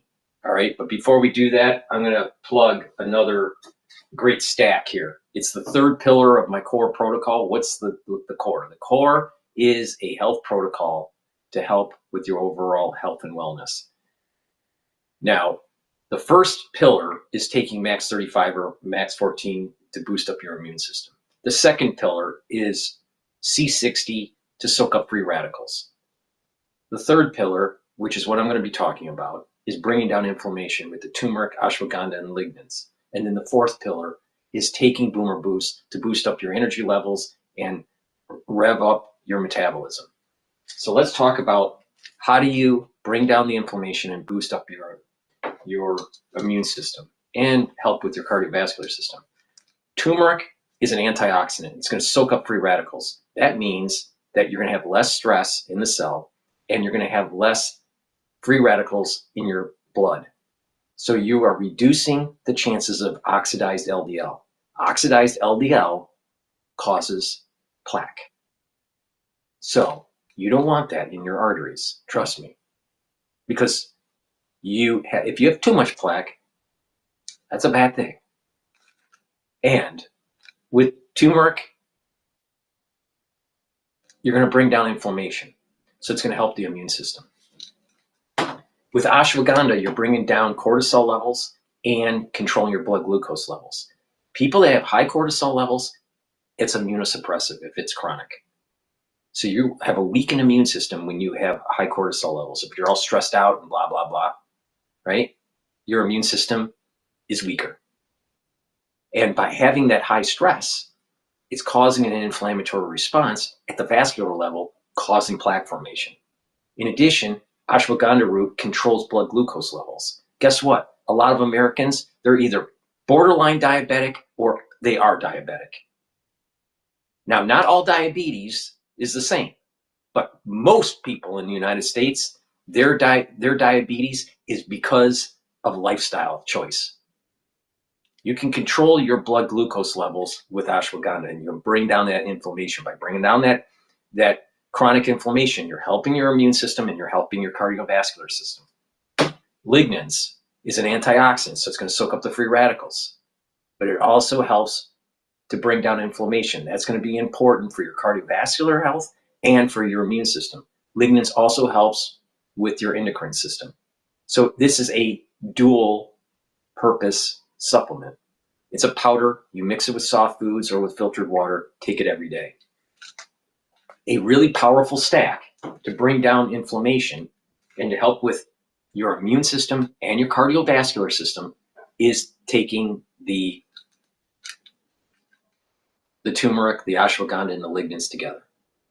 Please go to my store, the-studio-reykjavik.com. Use discount 5 and you'll get $5 off any order. Use this stack to improve your health. This stuff works. Very high quality. I'm telling you stuff in these videos, hundreds of videos of how to stack these things to improve your health and stack them in such a way where it's affordable for you. Some people can't take everything. I understand that. But that doesn't mean you stop trying. All right? Now, do you think Alex Jones is telling you how to stack stuff? Do you think Alex Jones even understands how to stack stuff? Alex Jones can't even lose weight properly. Again, more proof that I'm the most comprehensive on this subject matter. Stop supporting Alex Jones and his bullshit. You know, he's selling stuff that's like little gummy, vitamin type supplements. You think that it's really good for your digestion? I mean, be honest.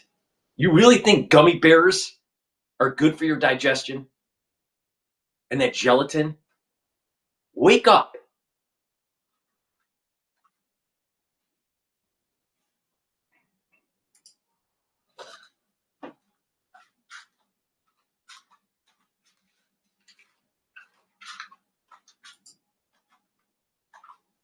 Lower the three key ECB interest rates by 25 basis points. In particular, the decision to lower the deposit facility rate, the rate through which we steer the monetary policy stance, is based on our updated assessment of the inflation outlook, the dynamics of underlying inflation, and the strength of monetary policy transmission. The disinflation process is well on track. Inflation has continued to develop broadly as staff expected, and the latest projections closely align with the previous inflation outlook. Staff now see headline inflation averaging 2.3% in 25, 1.9% in 26, and 2% in 27. The upward revision in headline inflation for 25 reflects stronger energy price dynamics. For inflation excluding energy and food, staff project an average of 2.2% in 25, 2% in 26, and 1.9% in 27. Most measures of underlying inflation suggest God, that she is so boring to listen to. I gotta turn her off. Some buy-side whispers were expecting a significantly higher beat based on their sub-channel checks, which didn't come through. Again, there was a wide expectation set by the company, and some investors were expecting them to win a new chip at their lead custom XPU customer. The company did confirm that they won a second generation of that chip, but most likely we think it's the same chip, and the buy side really wanted them to win another incremental chip. Now, you can't win them all, even though the company confirmed they're going to continue to grow revenues because of that second generation win. But I think those are the two factors really impacting the stock price. So, is this reflective of all, Kunjan, of just some angst out there in the marketplace as it relates to maybe these AI-related stocks have run too much, maybe they've run too much in face of what will be a very uncertain global trade environment, or is it specific to maybe individual names? What's kind of been pushing these stocks down? I think it's a combination of both. The overall AI semis are just seeing a lot of de-risking happening because of the reasons you just mentioned: tariffs, unpredictable geopolitical outcomes, and just the valuations that they had seen and the run they had seen. But on top of that, at each company level, if a certain company is not coming out and hitting it out of the park, and if sort of missing on certain unrealistic expectations, I want to underline that, it's seeing a lot more of this sort of heat. What part of it's justified? Like, as in we just have to move down a little bit the massive expectation versus we're just getting punished here for no reason? Yeah, I mean, from what I saw for Marvell, a 15% drop is not justified, is too excessive. Even like a double-digit drop would be too excessive, I think, too punitive. We don't give price targets and ratings, but a lot of people are calling this opportunities to sort of buy, get in the game again. So everybody who's not a Bloomberg employee, they need to know that we have the utmost transparency here. I can see everybody's calendar. Everybody can see my calendar. We know where everybody is. There's complete accountability. So I know that Kunjan spent the first 3 days of this week in Barcelona at the Mobile World Conference, and that is the biggest conference out there for the whole mobile business. Kunjan, what were the key takeaway? What are the key themes for you coming out of Barcelona? Yeah, so our takeaways focus specifically on the semis, and unfortunately, the outlook for this year for the semis that sell into the telcos, the operator markets, doesn't look as bright as we had. We didn't have high expectations, but we went there and it was confirmed. So not a very rosy takeaway from that. There were some green shoots in a certain area. AI has starting to now again capture attention when it comes to telco infrastructure. There's a lot of activity happening outside of the US and Europe telco space, because remember, those are the areas where new infrastructure is being built still at a good pace. Those are the areas where the telcos are also the cloud service providers. So their business model does support some capex spend when it comes to AI. However, when you look at US and Europe, we came out with a very neutral outlook. Yeah, but it's in Barcelona though, dude. I mean, pretty solid. Kunjan Sabani, He was Bloomberg working the Intelligence, whole time. Seymour What are you anything.com. That has become a monster conference. It's like, I think it's almost on par with like CES in terms of number of people who go and how influential it is. And it's just, think about the wireless, such a big business, and think about data and the value there of data. All right, we're going to go to Times Radio here about the nuclear umbrella extended by France, potentially. Last night in an address to the nation, a formal address to the nation, that he would now open a debate on extending the French nuclear umbrella, as he called it, to other European countries. Germany has expressed an interest in this. So somehow France's vital interest will be extended to include a threat to the rest of Europe. Is 7 minutes past 6. There are two countries with nuclear deterrents in Europe. The UK is, of course, one of them, but the Times this morning reveals the extent that the UK needs America to make its Trident missile work. We use American-built missiles, and we need American maintenance and support, given the way the US has been moving away from us under Donald Trump. The UK is now being urged to work out how to make our deterrent truly independent. Experts tell the Times it would cost tens of billions, which of course we do not have. It's a sobering must-read this morning. So what about the other European country with nuclear weapons? That's France. Unlike the UK, France doesn't share its deterrent with nuclear allies. But that's going to be discussed at an EU summit today in Brussels. President Zelensky will also be there. We're joined now by Adam Sage, the Times Paris correspondent. Good morning. Good morning. So France is looking at changing how it sees or uses or deploys its deterrent. What's behind that? Well, yes, France, unlike Britain, has an independent nuclear deterrent, has fewer than 300 warheads, but they don't depend on US help as Britain does, mainly on submarines, a few launchers, nuclear warhead launchers as well. France's nuclear doctrine has never been specified except deliberately vague, but it's essentially just to defend the country's vital interests, the population, the sovereignty, and the territory. That's what we will understand it to mean. President Macron said last night in an address to the nation, a formal address to the nation, that he would now open a debate on extending the French nuclear umbrella, as he called it, to other European countries. Germany has expressed an interest in this. So somehow France's vital interest will be extended to include a threat to the rest of Europe. Whilst President Macron said ensuring that the French president will continue to have the sole charge of whether to use a nuclear weapon or not. And should we read this in light of what Donald Trump has done to cut off intelligence sharing with Ukraine as essentially a European movement to step up in the face of America stepping back? Yes, absolutely. I mean, not only in terms of intelligence sharing, but in terms of everything that Donald Trump has done since coming to office. President Macron said last night that the United States remains our ally, and he hopes that America will continue to stand by Europe. But if that isn't the case, then Europe has to take its own destiny into its hands. He's calling for more defence spending, as indeed pretty much everyone else in Europe. He's also bringing together chiefs of staffs of countries that might be prepared to put troops on the ground in Ukraine, or at least back a European peace plan for Ukraine next week. And indeed, the nuclear proposal comes in this context. What if America pulls out? What if America is no longer a reliable ally? What if America's nuclear deterrent no longer covers Europe? How to keep Europe safe? Well, one option is obviously to extend the French and perhaps British nuclear deterrent to Europe, although it's not an easy matter by any means, and it's contested. Obviously, President Zelensky is there at that meeting. Is there any discussion or possibility that the French could also be talking about extending that nuclear umbrella to Ukraine too? Not that I've heard at the moment.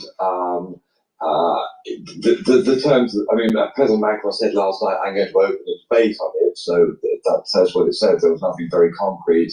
My understanding is that at the moment, no, there is of course talk of Ukraine joining the European Union if France was to extend the notion of its vital interests to the European Union, and Ukraine was part of the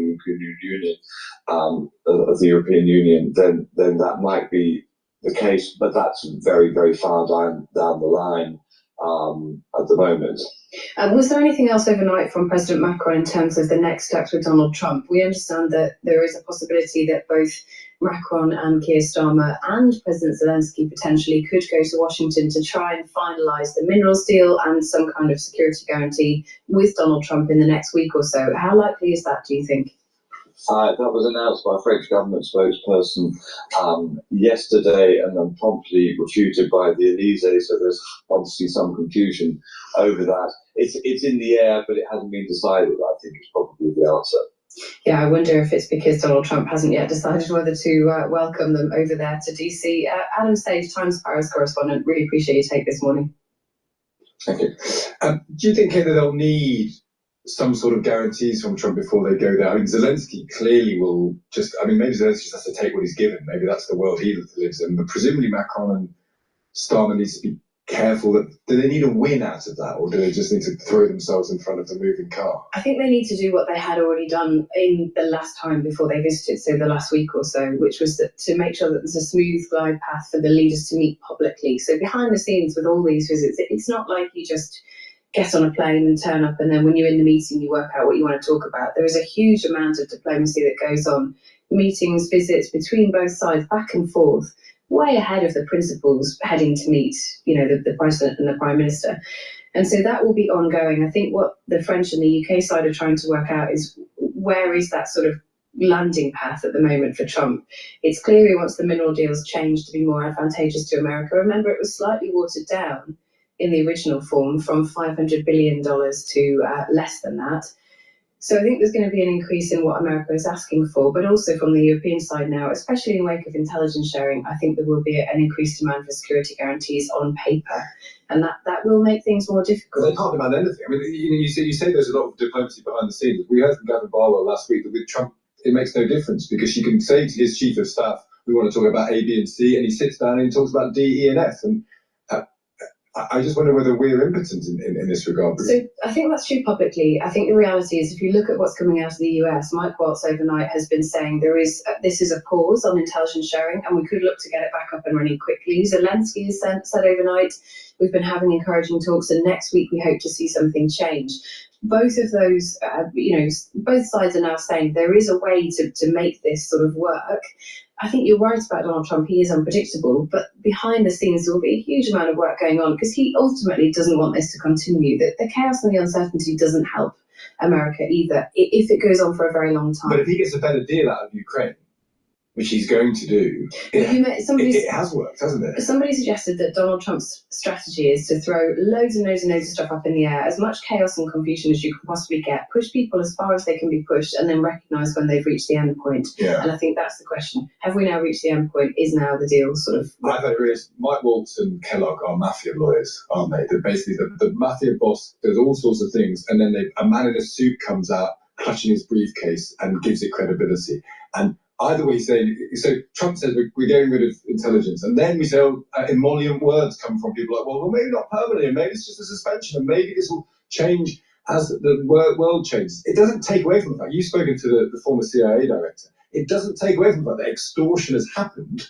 You can then put a front on it, which the US administration now has a habit of doing. Trump does something outrageous, and then a man in a suit says, well, maybe it's not quite as outrageous as it looks. I think you're talking about two different things, though. You're talking about the politics versus the policy behind the scenes. And while the politics, I don't think there's a distinction between the two. Well, I think that there probably is. I think we are, though, in a position now where the UK is probably pushed to its limit in terms of how far it can accept what America is now doing. And there might come a turning point for Keir Starmer where he looks to be out of step with the rest of the country. You know, if things keep going in the direction they're going, more and more people will ask Keir Starmer to be more vocal, and he clearly doesn't want to be more vocal. And that's so interesting because I just think he is for better or for worse. He's hitched his wagon onto Trump. You know, and the argument is, it's such an interesting point. Is there a breaking point?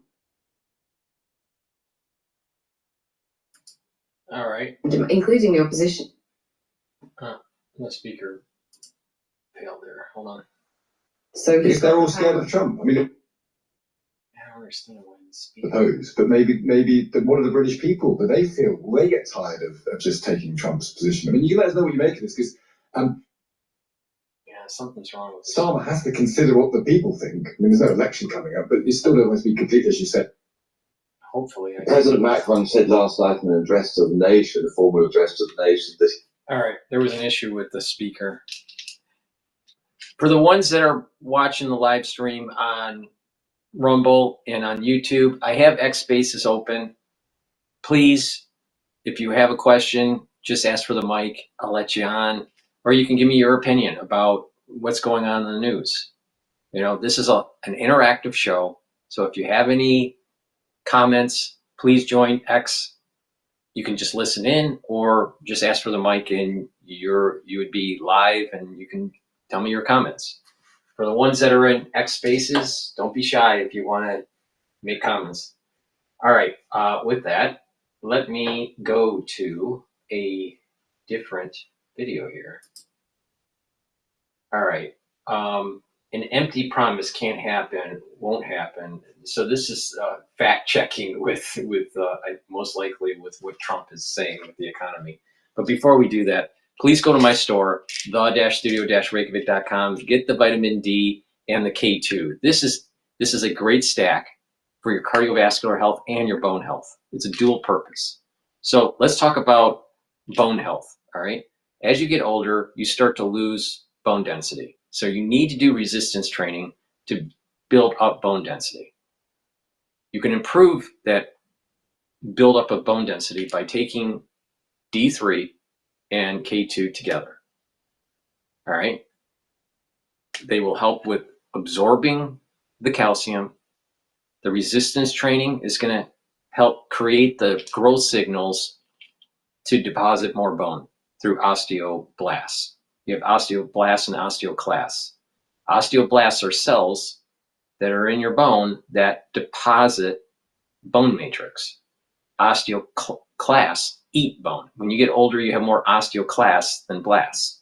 But if you do resistance training and you take the K2 and the D3, you're creating more osteoblasts. And over time, you're going to deposit more bone. So it's really important, especially when you get older. Take calcium supplements or drink milk. That's how I get my calcium. All right. K2 and D3 stack also helps with cardiovascular health. How? By reducing the chances of calcium depositing around plaque that's already formed. All right. So please take the D3 and the K2 together, do some resistance training, and it's a dual purpose. You're helping with your cardiovascular health, and your bone health. Please go to my store, the-studio-reykjavik.com. Let's talk about another great dual purpose supplement that you can stack with the D3 and the K2, and that's olive leaf extract. Olive leaf extract will bring down inflammation, so it's going to help with the immune system and your cardiovascular system, but it also helps to bring down LDL levels and increase your HDL levels. That means your total cholesterol is improving. Lower LDL levels means less oxidation of LDL that forms plaque. So you're taking the K2, the D3, and the olive leaf extract together, you're bringing down inflammation, you're bringing down LDL levels, you're reducing the chances of LDL being oxidized, and you're reducing the calcium depositing around the plaque. That's very important for your cardiovascular health. Now, again, it's about a holistic approach. It's the proper supplementation, the proper stacking, proper diet, proper exercise. You need to do some cardio, you need to do resistance training, you need to do balancing exercises to activate those neurons. You need to do stretching. Those also activate your neurons and help with your joints and your muscles. And proper sleep, learn new things, detoxify your body regularly. When you do this in a holistic approach, you're going to heal your body. All right? So just pay attention. This protocol works. Please go to my store, the-studio-reykjavik.com. Take the olive leaf extract, the D3 and the K2 together to help with your cardiovascular health. And the D3 and the K2 work really well when you do resistance training and you take in the calcium to deposit more bone matrix. Very important, especially for women that are postmenopausal. So please go to my store, the-studio-reykjavik.com, get that stack. And guys, when you get older, your bone density declines too. It just declines slower than women. So it's important that you do the resistance training and you do the right supplementation. Please go to my store, use discount 5 and you get $5 off. All right, let's go to MSNBC. Looks like they're doing fact Spectrum, we checks. believe every day unlocks unlimited possibilities. Spectrum transforms your gaming experience into a galaxy of adventures, and with super reliable internet speeds, you're always front row to the entertainment you love. Switch to Spectrum Internet Premier. We're taking a closer look at President Trump's joint address to Congress. Steve Ratner is back with more fact checks. There are a lot, Steve. First up, President Trump doubled down on one of his biggest campaign promises, which is making his 2017 tax cuts permanent. Watch. We're seeking permanent income tax cuts all across the board. And to get urgently needed relief to Americans hit especially hard by inflation, I'm calling for no tax on tips, no tax on overtime, and no tax on Social Security benefits for our great seniors. And I also want to make interest payments on car loans tax deductible, but only if the car is made in America. Okay. So, Steve, you say that's impossible to do with the House Republicans' budget proposal. Yeah, look, Trump hands out tax cuts like they were Halloween candy, but then at some point, you got to deal with the reality of what that all adds up to. So let's take a look at the reality. The chickens are coming home to roost on that. So he's talking about no tax on Social Security, no tax on overtime, no tax on tips, no tax on interest loans on cars made here. These are billions and billions of dollars of tax cuts. Simply extending his existing tax cuts, the ones that he passed in 2017, down here, would cost over $4 trillion.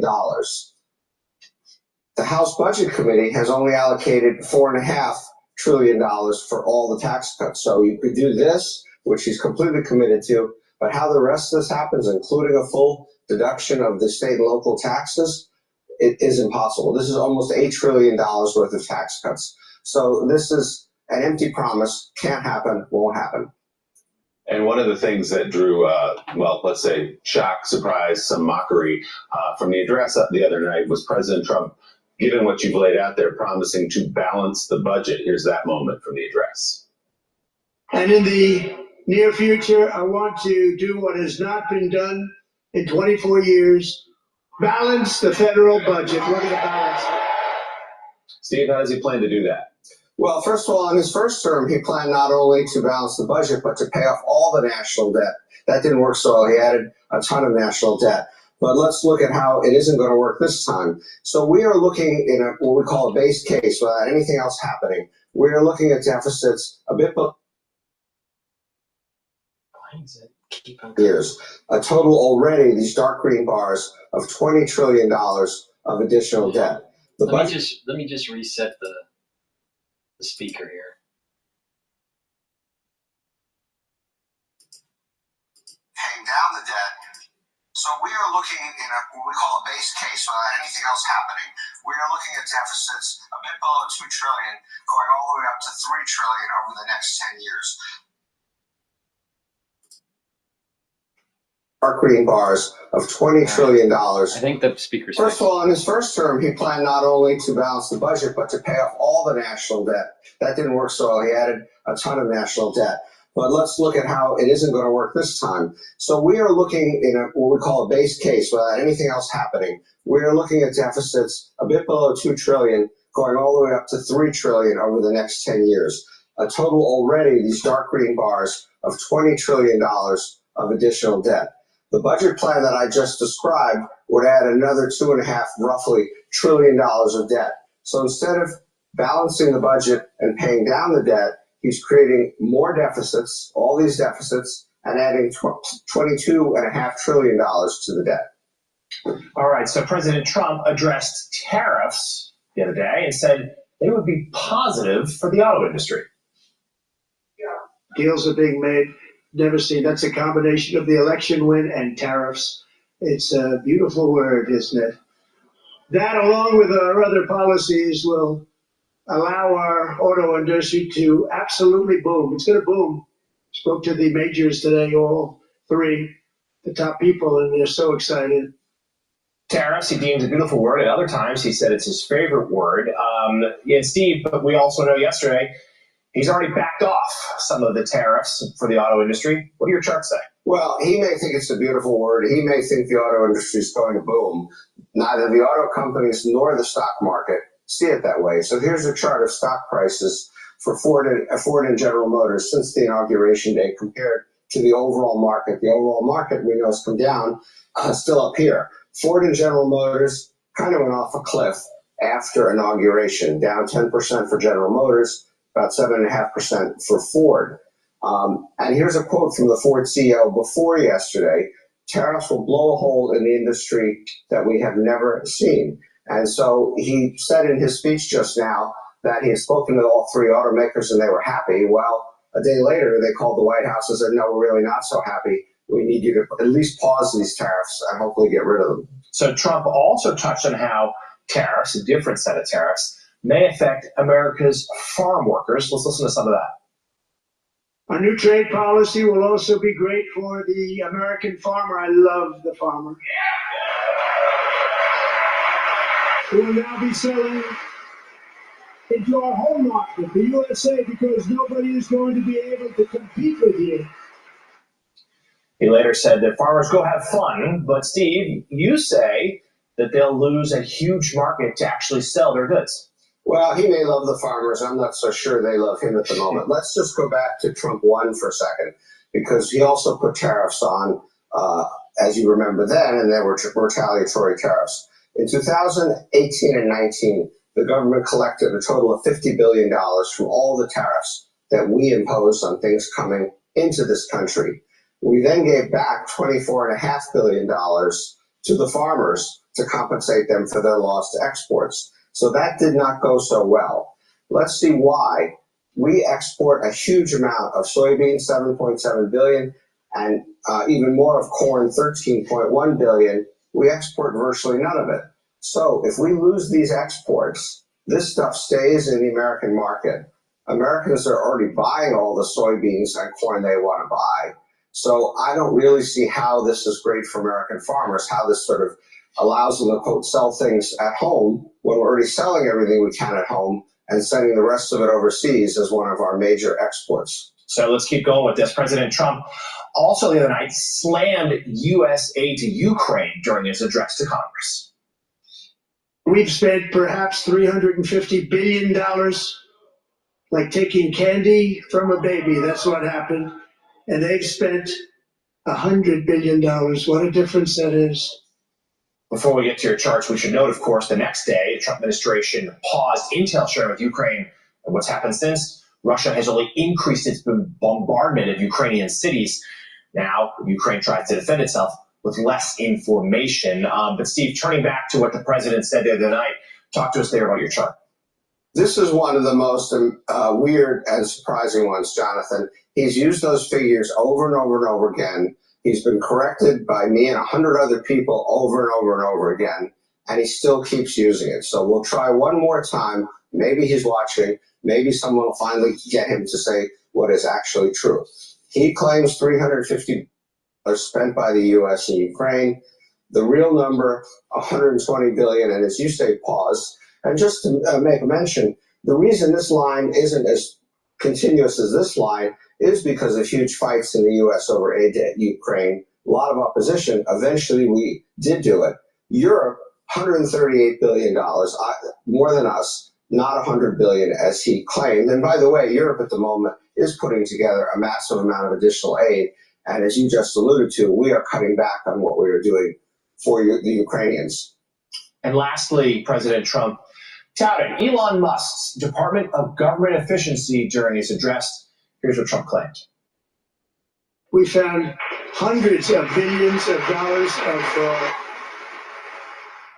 All right, Steve, has Doge found anywhere near as much fraud as Trump claims? Well, it was kind of mind-numbing the other night to listen to Trump list those programs one by one that he's found and make fun of them and so forth. They were only in the millions of dollars. And when you actually add up everything Doge has claimed and also the Doge reality, you get a very different picture. So on February 17th, Doge claimed that they had found $8.5 billion, not hundreds of $105 billion on the Doge clock for savings. All right. So wasteful spending of $105 billion, and a subset of that is direct fraud. All right, let's see what this clown says. It's $8.5 billion of savings. I'm not going to go through this whole chart, but basically a bunch of that stuff just disappeared from their website, $2.7 billion here, for example. And when you get down to the bottom, at the moment anyway, all Doge is claiming is $2.3 billion for contracts that have been terminated and another $2.5 billion that they say they're in the middle of doing. And so $4.8 billion of total fraud, so-called fraud or contracts canceled, so forth, less than what they said at the beginning, and obviously just like the tiniest little fraction of what Trump claims they have found. No, just Trump, a great fact check, point by point from Morning Joe economic analyst. Wait. I want to roll that back. I want to see what exactly was said. All right, let's find out. Let's see here. Musk's Department of Government Efficiency during his address. Here's what Trump claimed. We found hundreds of billions of dollars of fraud. All right, Steve. Hundreds of billions of dollars of fraud. And Doge on their clock has stated that they have 109 billion of savings found. Now, it depends on the definition of fraud. If fraud also includes wasteful spending, then the analysis from this guy from MSNBC is incorrect. Has Doge found anywhere near as much fraud as Trump claims? Depends on the Well, it was definition kind of of fraud. mind-numbing the other night to listen to Trump list those programs one by one that he's found, and you make fun of them and so forth. They were only in the millions of dollars. And when you actually add up everything Doge has claimed and also the Doge reality, you get to a very different picture. So on February 17th, Doge claimed that they had found $8.5 billion, not hundreds of billions, $8.5 billion of savings. I'm not going to go through this whole chart. Yeah, but that was when they were basically, that was in real time. That's what they found at that moment in time. He's taken the February 17th date. Just disappeared from their website, $2.7 billion here, for example. And when you get down to the bottom, at the moment anyway, all Doge is claiming is $2.3 billion from contracts that have been terminated and another $2.5 billion that they say they're in the middle of doing. And so $4.8 billion of total what it is it's the definition of fraud, right? There is malicious fraud, and then there is unmalicious fraud through just wasteful spending. That's fraud of a different kind. I think it's a definition of what fraud means. It's whatever. The thing is Doge has found a savings of $109 billion of wasteful spending, and a subset of that is egregious fraud. So what Trump should have said was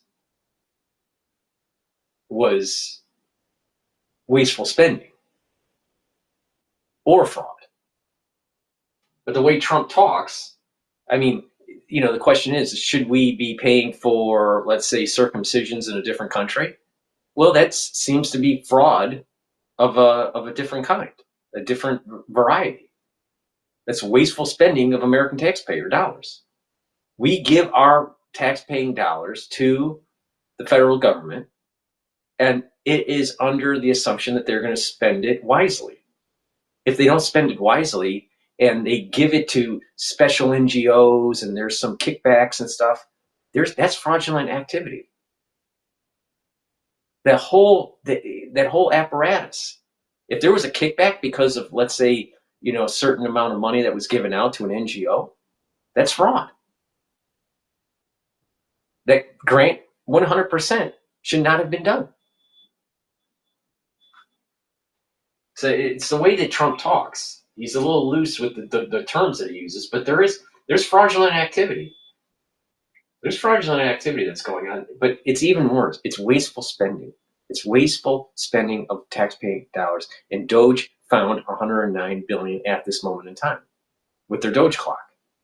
I mean, they're being very transparent. And if they find something that they think is fraudulent or wasteful spending, and it ends up that it's not, then they take it off. So they're self-correcting. It's not they're lying. They're self-correcting. They're trying to unravel a huge network of payments that Congress should have been doing but wasn't willing to do. But, once again, on MSNBC, Trump can't do anything right. All right. This is live with Trump to lift tariffs for Mexico on certain goods. What's going on here?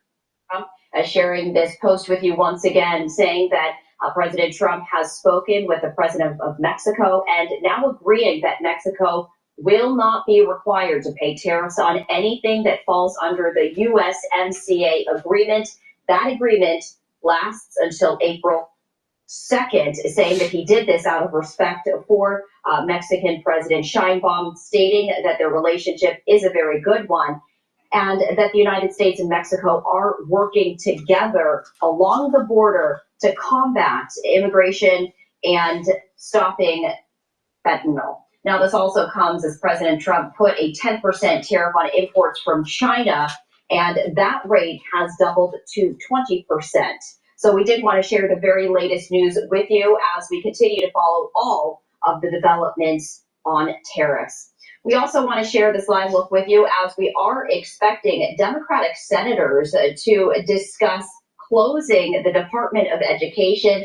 That briefing is set to get underway shortly. No timeline specifically that they shared with us, but we did want to let you know we are monitoring this live event, and of course we'll bring you all of those discussions once they do get underway.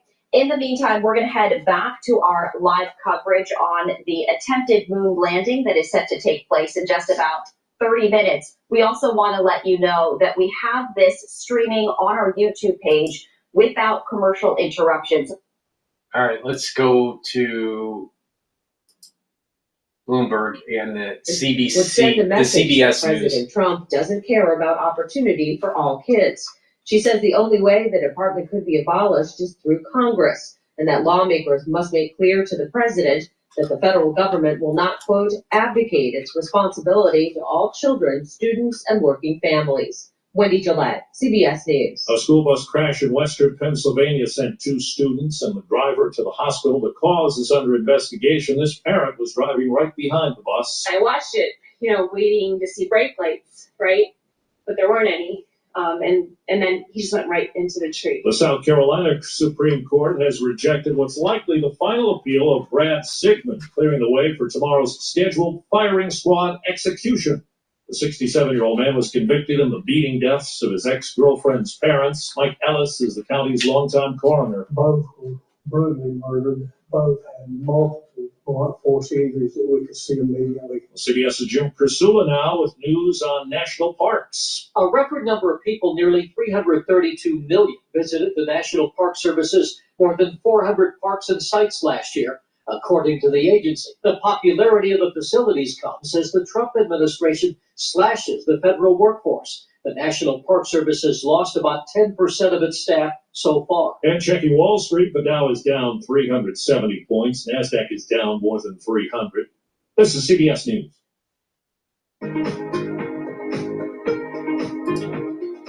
Okay, while we wait for Bloomberg to come back online, please go to my store, the-studio-reykjavik.com.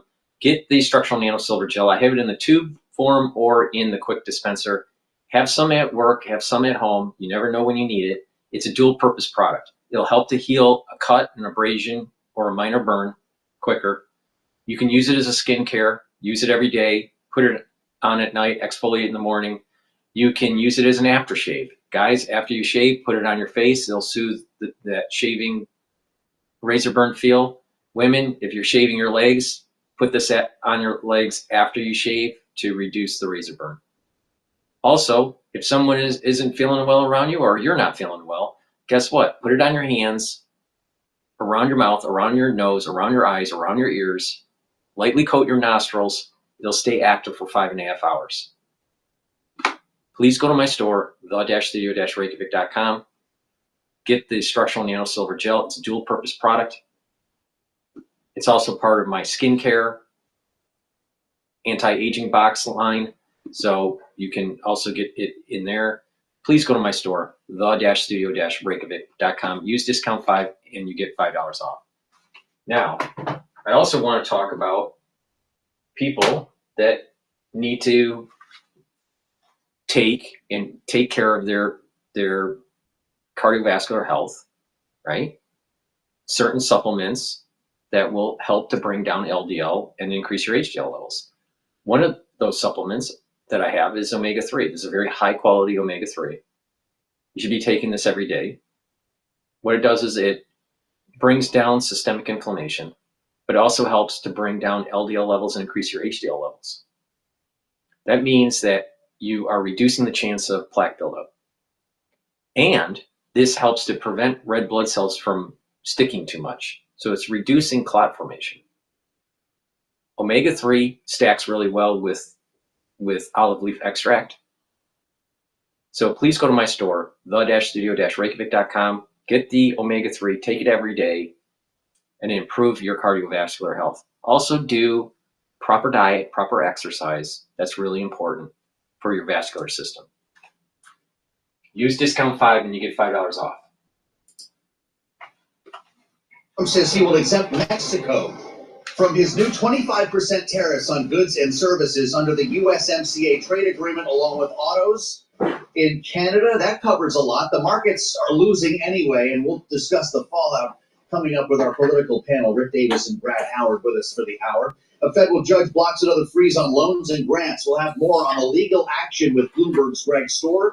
Talk about the latest on Doge and the spending battle on Capitol Hill with Bloomberg's Mike Dorning. And we've got a private moon landing on our hands. Happens this hour, a second moonshot for Intuitive Machines. Less than a half hour away. We'll do it live with Keith Cowan from NASA Watch. It's all after a look at Wall Street. We'll start right there, right now, on another down day in the markets with Charlie Pellet in New York. Hey, Charlie. Well, hello there, Joe Matthew. Not just a down day, but we are at the lows of a session right now. Indeed, a very busy day, and you've got you covered. I got you covered on the markets here in New York.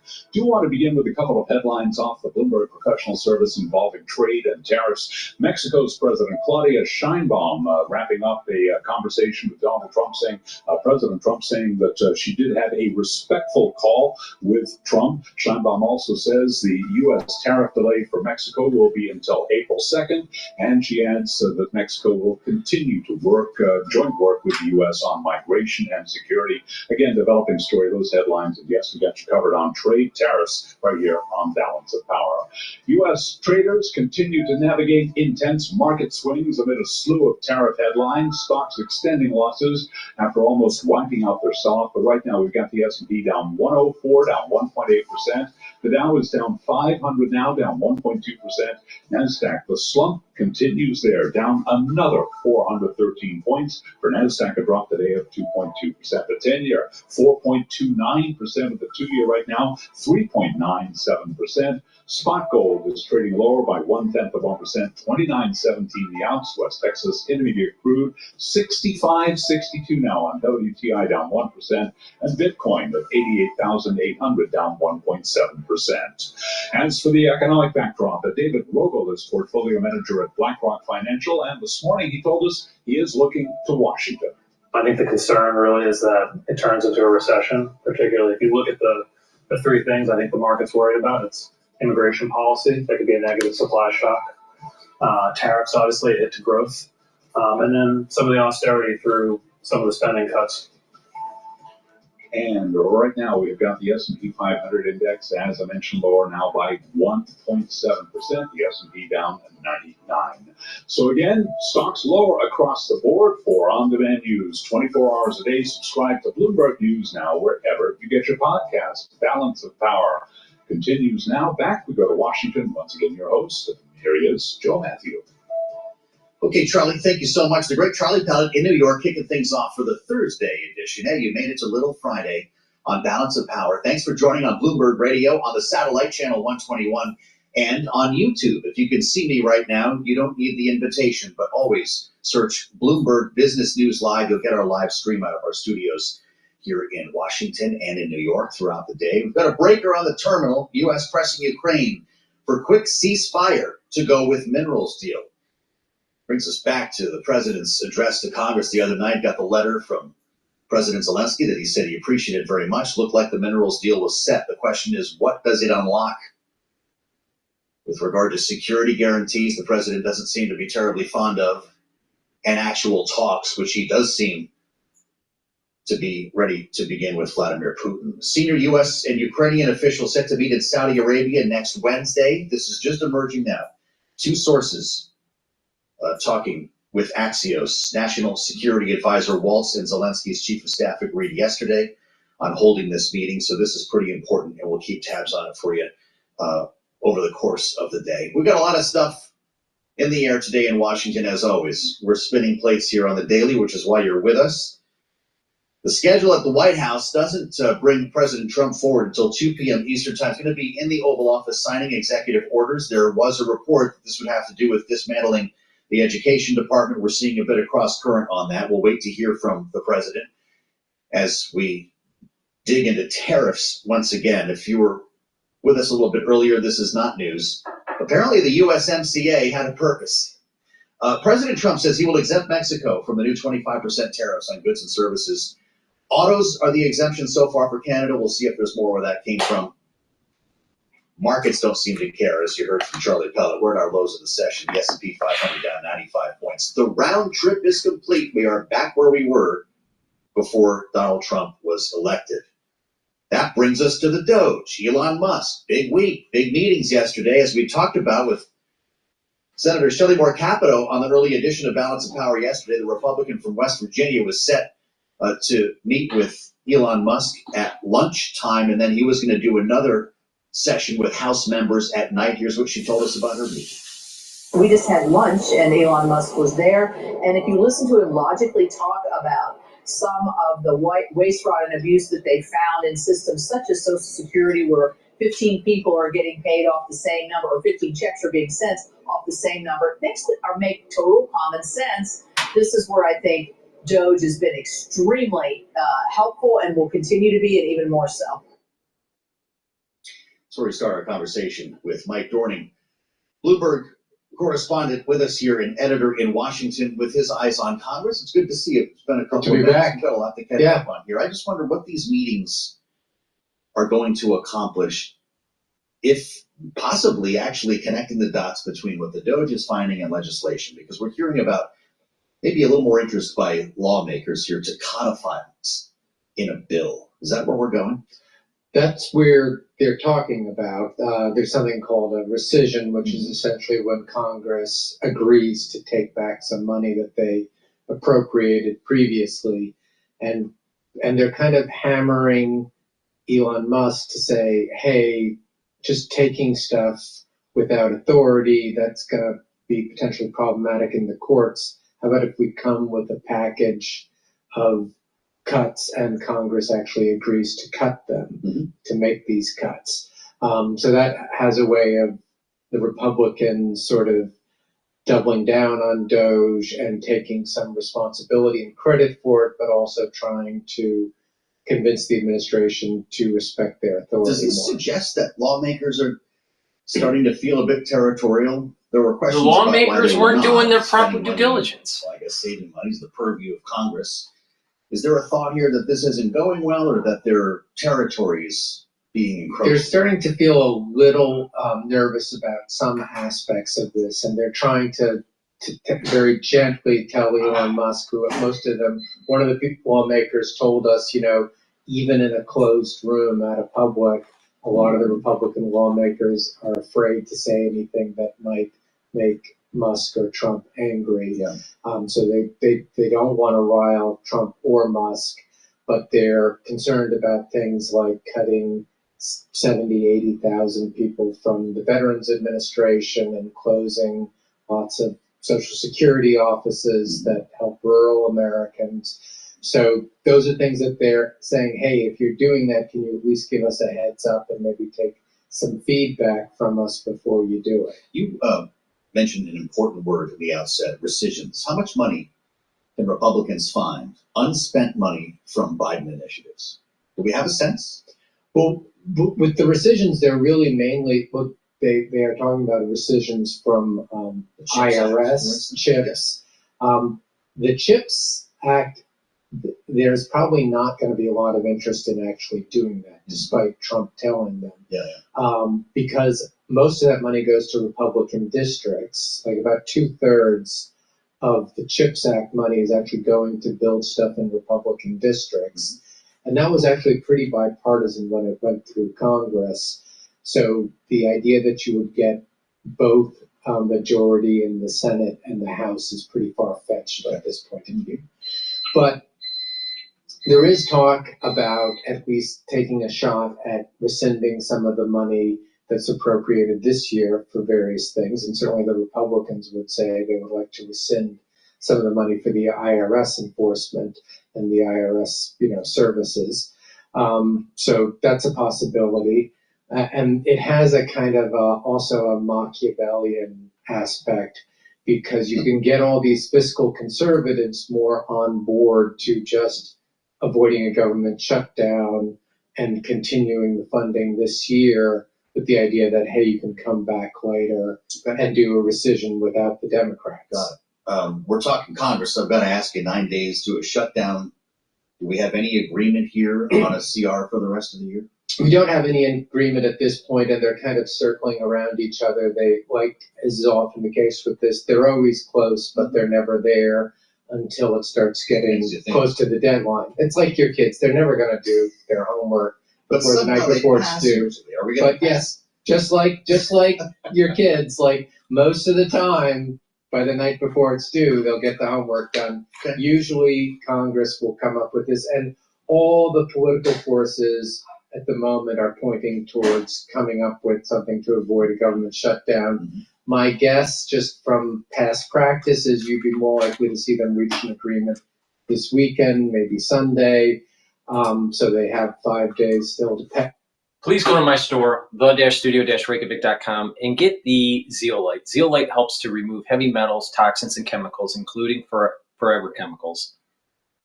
It's important to drink filtered water and make sure that you reduce your exposure to processed foods.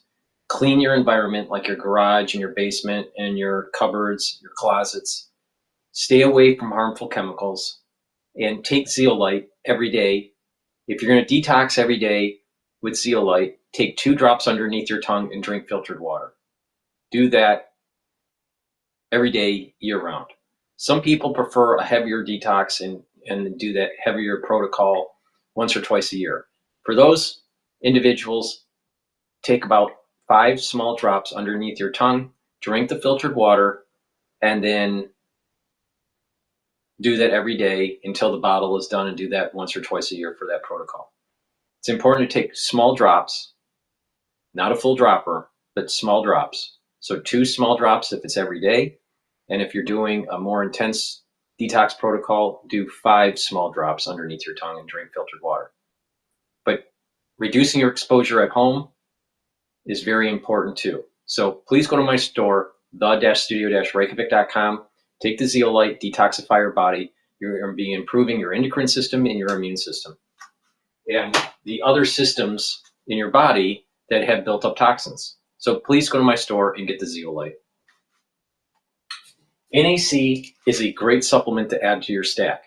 Many people that are, I would call them the anti-aging gurus, right, have found lots of benefits from taking NAC. I added it to my stack, and I'm noticing benefits from it. So I put it on my store so you can add it to your stack. NAC is really important to take. Why? It boosts up your glutathione levels. Glutathione is really important to soak up free radicals. The more ways you soak up free radicals, the better. C60 is a great way. It's a very potent antioxidant, but soaking up free radicals in different ways at the same time is synergistic. So, it's additive. So the reality of the situation here is that NAC boosts up the glutathione levels, so you're going to soak up more free radicals. You can stack it with C60, and NAC also helps to detoxify your liver and your kidney. And NAC helps to calm your central nervous system. It reduces anxiety. And NAC helps with lung health.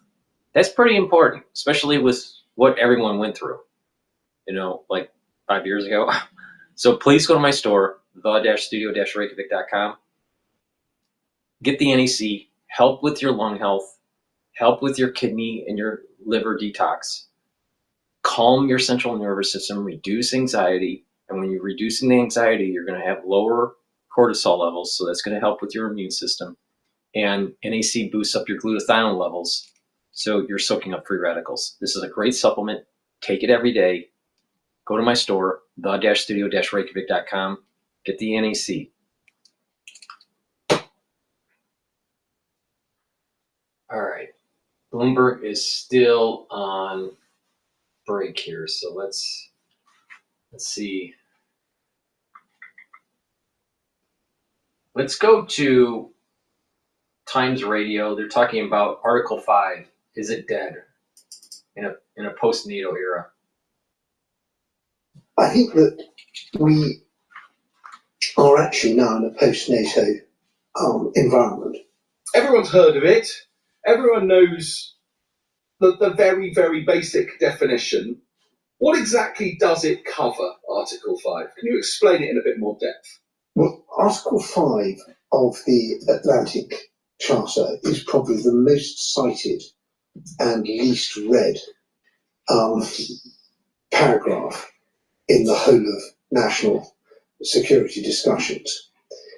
And people assume that it's a kind of burglar alarm. You smash the glass and the police come running and protect you.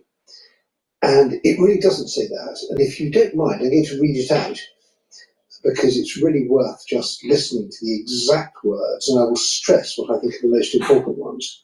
The parties agree that an armed attack against one or more of them in Europe or North America shall be considered an attack against them all. And consequently, they agree that if such an armed attack occurs, each of them, in exercise of the right of individual or collective self-defense recognised by Article 51 of the Charter of the United Nations, will assist the party or parties so attacked by taking forthwith, individually and in concert with other parties, such action as it deems necessary, including the use of armed force, to restore and maintain the security of the North Atlantic area. That's the first paragraph of Article 5. Now, the key words in that are such action as it deems necessary. There's no requirement to do anything. It's a permissive clause that gives you the right under international law to respond to an attack on another NATO member. But if you choose to issue a cross-press release, well, that's the action that you've deemed necessary, and you can do that and nobody can criticise you for it. Wow. A huge element of ambiguity, perhaps, that people just don't realise, and presumably why people like you have been writing pieces suggesting Article 5 is under threat given the messaging coming out from Donald Trump in well, really over the last 10 years or so. I think that we are actually now in a post-NATO environment. The key letter in the North Atlantic Treaty Organisation is the A for Atlantic. I think what we've now really got is the European Treaty Organisation, maybe the Canadians sort of hanging in there.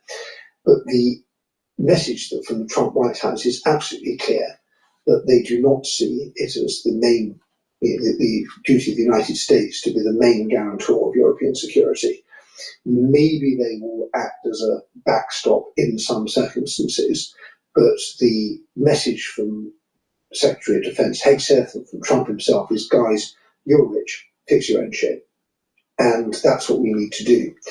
So we're now in an era where we may want to use Article 5 to defend each other here in Europe, and for European community members, European Union members.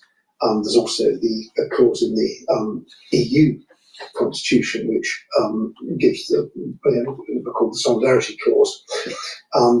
But the idea that the Americans are going to come to the rescue is basically over. I had written in preparation for this interview, the question, what are the circumstances under which the US would not step in? And I guess the way you just answered makes me want to change it to what are the circumstances where you imagine the US would step in under Donald Trump? Well, I think that there's a view in Washington that Eastern Europe is basically Russia's sphere of influence. And one person quite close to the Trump camp said to me a few months ago, please tell your friends that if they think the United States will risk nuclear war for a field in southern Lithuania, they're very much mistaken. And it's always been a bit of a stretch, to be honest, the idea that the Americans would risk a Soviet or Russian nuclear strike that would take out a city, Chicago or something, in order to protect countries on the other side of the Atlantic. So to some extent, it's always been a bit of a comforting fiction. We've never tested it. And at least the belief that America might do this was enough to deter the Soviets from any major attack on the West. So it kind of worked. But I think that Putin isn't stupid, and what he's actually doing is eroding NATO's defence by nibbling it at the sub-threshold level. If Putin was to announce in 90 days' time, I'm going to seize territory in the Suwalki Gap between Belarus and Kaliningrad unless you give me a transit corridor across there. That would become perfect. Within 90 days, we might even be able to get our reserves mobilized. And by the time of that deadline, we'd probably be in a position to defend against that ultimatum. But that isn't the way it's happening. What's actually happening is Putin is conducting numerous pinprick attacks, I would say escalating pinprick attacks against people, against institutions, against infrastructure. And at each point, it's clear we don't really have a response. And that's where our deterrent is being attacked, not at this sort of ground strategic level, although the result is a ground strategic problem. If, as you say, you almost want to take the A out of NATO and almost change it to an E and go from Atlantic to European, what sort of fear does NATO, if I'm going to call it that, strike into Putin, into Xi of China, into Iran, say, potentially, compared to NATO, if Trump is now effectively taking the US out of this alliance? This is obviously very good news for the Chinese. They need the West to be divided and distracted so that we don't interfere with their efforts to push their influence in Latin America, African countries, elsewhere in Asia, so that we don't confront them in the South China Sea when they're telling this sort of creepy blockade of Taiwan, and of course their massive influence operations inside Western countries and their economic and technological dominance and so on and so forth. So Xi Jinping is popping champagne corks every time that NATO is in trouble. There's also big differences of opinion on Iran, and I suspect the Iranian regime will feel the pressure's probably off them a little bit if America and Europe are divided, although Europe hasn't been a huge help on Iran. The odd thing here is the West is still an enormous lump of political, economic and political power. It's 40 trillion GDP, it's 1 billion people, it's got the by far the most attractive living standards and ideas and so on. We are, compared with life under the Chinese Communist Party, West looks pretty good, and yet because we're in this sort of civil war within the West, it makes it a lot easier for our adversaries. Is this reluctance by the Americans? I mean, it's easy to characterize it as sort of Trumpian, but I wonder whether willingness to support NATO has eroded over the years, since maybe the end of the Cold War. I think he said 30 trillion for the U.S. GDP, and that's not true. I'm sorry, I think he said 40 trillion. It's really 30 trillion. So he's off by like $10 trillion.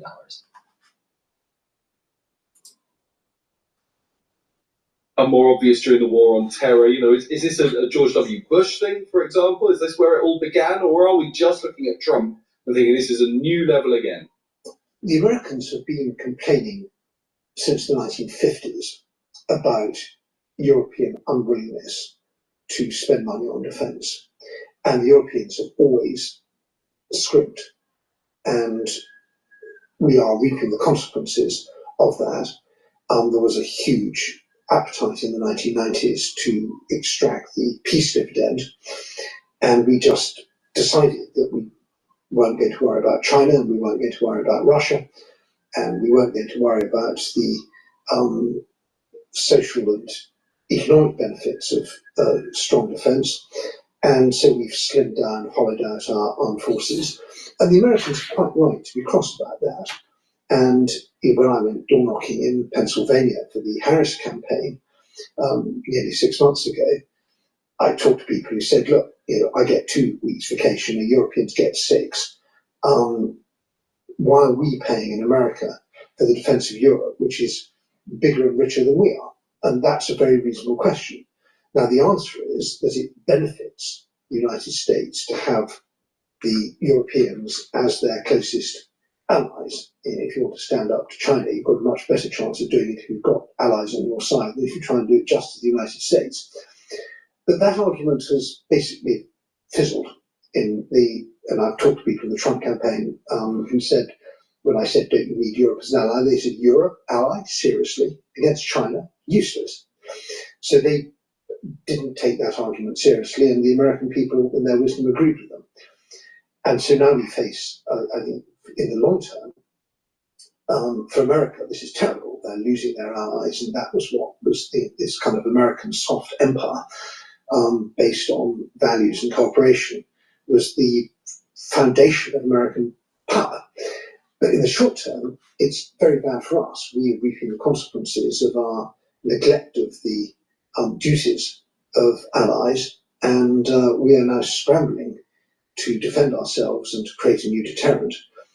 And we don't really have the time to do it because our enemies are ready and we're not. Just finally, Edward, I want to take you back. It is linked to what you were just saying, but also to your first answer about Article 5 and the fact that, you know, if you wanted a press release, effectively might be enough to sort of play your role as an individual nation if Article 5 was invoked.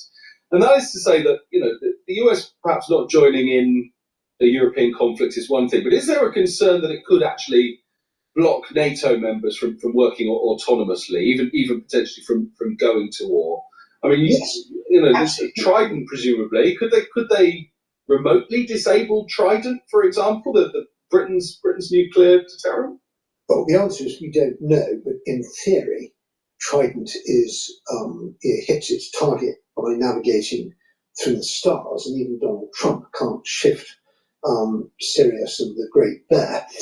So we probably have a couple of years of a more or less independent deterrent, but those missiles need servicing, and they're American missiles. And in much shorter term, there's a real worry now in countries like Norway, Denmark, Finland, and Poland, who've bought expensive American warplanes and missiles, that these won't work when they need them. Donald Trump's quite capable of saying, I don't want American weapons used in a border skirmish with Russia. What he regards as a border skirmish is an existential fight for survival for countries in the Baltic states or elsewhere in the region. And so I think we are going to see a lot of collapsing order books for the American arms companies, and they will put pressure on Trump, and he may reverse course. Really too late. This is a great time to be a European arms manufacturer offering genuinely independent kit that actually does what it says on the tin. Please go to my store, the-studio-reykjavik.com. Help support my work doing these live streams and help support your health. It's a win-win. Get the resveratrol. I've been taking resveratrol for decades. Resveratrol is an antioxidant. It's going to soak up free radicals. It's also going to help with the mitochondrial health. Your ATP will increase. And resveratrol helps to get rid of cells that are in senescence. Cells that are in senescence collect garbage. You don't want that. You want to get rid of them. Please go to my store, the-studio-reykjavik.com. Take resveratrol. And it stacks really well with like ubiquinol, NAD+, and C60. All right, this is a great stack right here. Very powerful stack. You get the max benefit out of resveratrol when you stack it with other powerful antioxidants and supplements like the NAD+ and the ubiquinol. But let's talk about C60 for a moment here. C60 you can get in a 2 ounce, a 4 ounce, or an 8 ounce configuration. C60 is lipid soluble, so you need it in an oil. You can get it in MCT coconut oil, avocado oil, or extra virgin olive oil. Take it on an empty stomach for best absorption. If you work out, take it before your workout. It'll soak up the free radicals and you'll recover quicker from your workout. For the ones that aren't working out, take it on an empty stomach, but take a teaspoon a day, every day, to soak up those free radicals. It's very potent, so take a teaspoon a day, every day, and what will happen is it's going to soak up those free radicals in your cell, and your cells will perform better, and your tissues will perform better. That means your organ systems will perform better, your glands will perform better. And over time, what you're going to notice is that your endocrine system and your immune system and even your neurological system will perform better. Now, C60, I used to wear glasses, all right? I'm farsighted with astigmatism. I started wearing glasses when I was 20 years old. 3 months after taking C60, I did not need to wear glasses. Many people are seeing similar effects of this, all right? Now, C60 also helps to boost up your energy levels, because by soaking up those free radicals, your mitochondria will be healthier, so you're going to have more energy, more ATP. So your cells are going to perform better because it has more energy, and that energy source is ATP. Now, by bringing down that stress, the overall health of the cell is going to perform better. Your neurons have lots of mitochondria to make neurotransmitters and to shoot off those neurotransmitters in the presynaptic neuron. So by improving the mitochondrial health of the neuron, you're going to have better communication between your neurons. That means that you're going to think better, you're going to have better memory, and you're going to have positive neuroplasticity. That's really important. All right. So by bringing down free radicals in your bloodstream, you're reducing the oxidation of LDL. So it's a great way to reduce the chances of building up plaque. So there's many benefits of taking a very strong antioxidant. So you can get it in a 2 ounce, a 4 ounce, or an 8 ounce configuration. It is cheaper to buy the higher ounce configuration. All right. But take a teaspoon a day, every day. And what you're going to notice is that your body's performing better. You're slowing down the aging process because you're soaking up those free radicals. You're thinking better. Your neurons are healthier. You have more energy in those neurons. And stack it with other supplements that I've been talking about. This is the second pillar of that core that I've been saying throughout this transmission. The first pillar is the max 35 or the max 14 to boost up your immune system. C60 is the second pillar to soak up free radicals. The third pillar is taking turmeric, ashwagandha, and lignans to improve your immune system. And the fourth pillar is Boomer Boost to boost up your energy levels and your metabolism. So stack C60 in many different ways. Use the core protocol. You can stack it with resveratrol. You can stack it even with NAD plus and ubiquinol. There's lots of ways to do this. You can stack this with C60, resveratrol, collagen, the structural nanosilver gel, and the vitamin C, and that's going to be a very, very powerful skincare. And you can get all of those that I just mentioned in my skincare box, advanced anti-aging box. So there's lots of ways to stack this, but C60 is extremely potent. You're not going to be able to find anything more potent. And take a teaspoon a day. All right. So please go to my store, the-studio-reykjavik.com. One C60 molecule, it's 60 carbon molecules that look like a soccer ball or a buckyball, or a fullerene is the technical term. And it'll soak up those free radicals. But the way that molecule is designed, it can soak up hundreds or about 1,000 times more than a molecule of vitamin C. That's why it's so potent. So please go to my store, the-studio-reykjavik.com, slow down the aging process and improve your immune system, improve your endocrine system, and improve your other bodily systems. Use discount 5 and you get $5 off any order.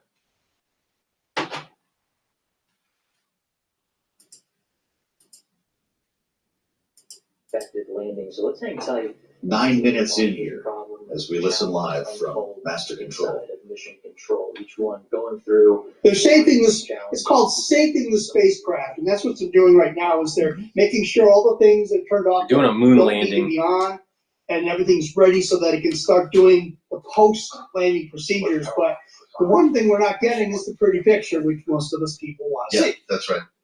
Wouldn't that be satisfying right now? How long is it going to be on the surface conducting experiments, assuming they pulled this off? Well, usually they plan this. They look at if you look at the moon in the sky, you're looking for shadows, so you get the best relief when you're coming in, the best imagery, and then you plan it for at least one lunar day, which is, 28 days or so. Take that back a bit. It's got batteries and so forth. And they have all the prime tasks that are done before the sun goes down. Then it's dark for 2 weeks. Then it comes back. It may come back and work again. That's often what happens. The Chinese rovers and landers and the Japanese ones and the Indian landers have all managed to survive several nights. So after one lunar day, 14 to 15 days, anything else you get is gravy, and it's just more science, more pictures, more information. The fact that we are getting data from the spacecraft would be pretty encouraging right now. We are getting acknowledgement commands from the landers. So, Keith, it does look like they pulled this off. How long until it gets to work? It's probably a bit before it happens, but liken this to being on vacation and everything's going fine, and somebody says, take a picture, and you say, oh no, the cell phone's in my backpack. It's not the priority that you really need to land, but these pictures will tell them if it landed at an angle like this or something, the pictures from the cameras will tell them engineering information. So they do want to see this. But it's the sensors that are coming back to tell them that they're there and it's still alive. Got it. So Fascinating. we may be sitting here I'll be here watching, and maybe a while. I don't know, but I can't give you an answer. But if you hear some yelling from down south, you know that it worked.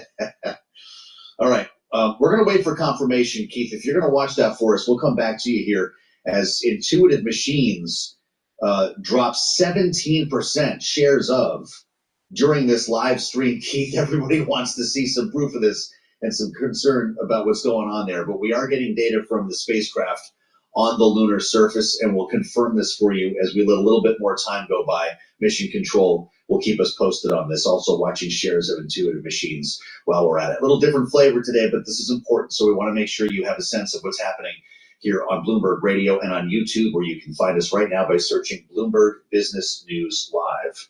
Why don't we turn to Wall Street? I mentioned shares of Intuitive Machines as we wait for confirmation. Charlie Pellet is standing by in New York. Charlie? Hi, thank you very much, Joe Matthew. Indeed, the chart of the S&P 500 index today looking like a lunar landing to the right and down. All S&P 500 sectors are lower. You mentioned shares of Intuitive Machines, LUNR, as in lunar. That stock right now trading lower by 6.5%, certainly narrowing its loss. We'll keep that for you right here. Keep tracking it for you here on Balance of Power. Right to the numbers here. A down day, perhaps putting it mildly.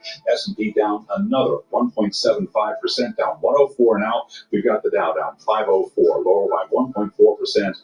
NASDAQ down 419, a drop there of 2.3%.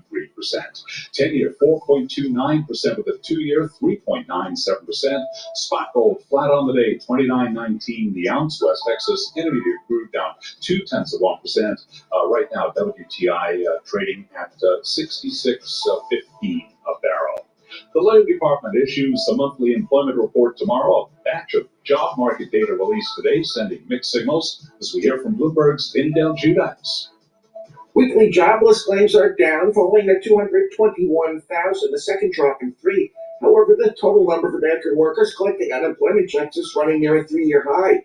Meantime, outplacement firm Challenger Granny Christmas has issued some dour news. It says February had the largest number of job cut announcements in 5 years, led by the Trump administration's mass firings. Friday's jobs report, meantime, is expected to signal modest growth. Vinny Del Giudice, Bloomberg Radio. Grindr, the online dating platform for LGBTQ users, is plunging after earnings. I don't really care. Please go to my store, the-studio-reykjavik.com. Get the Clarity Factor. Clarity Factor has been out of stock for months. It's now back in stock. I have lots of it available. Please go to my store, get the Clarity Factor. How do you take this? You take it in the morning or in the afternoon. It'll allow you to focus on your tasks at work or in school.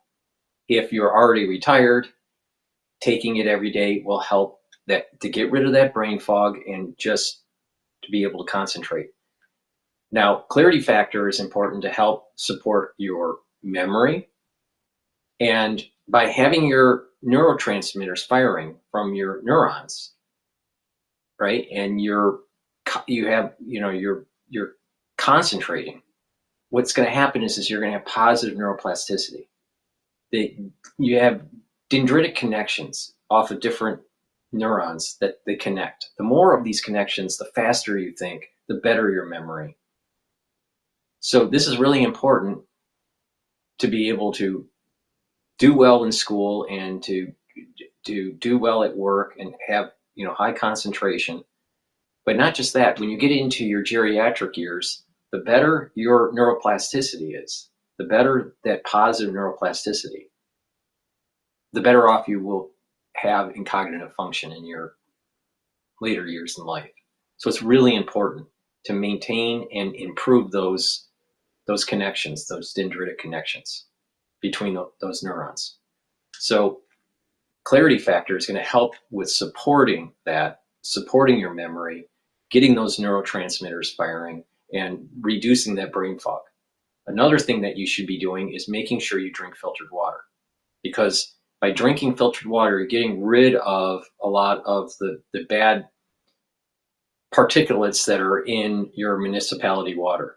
I use Zero Water filtration system, right? You can get that on Amazon. It's pretty inexpensive.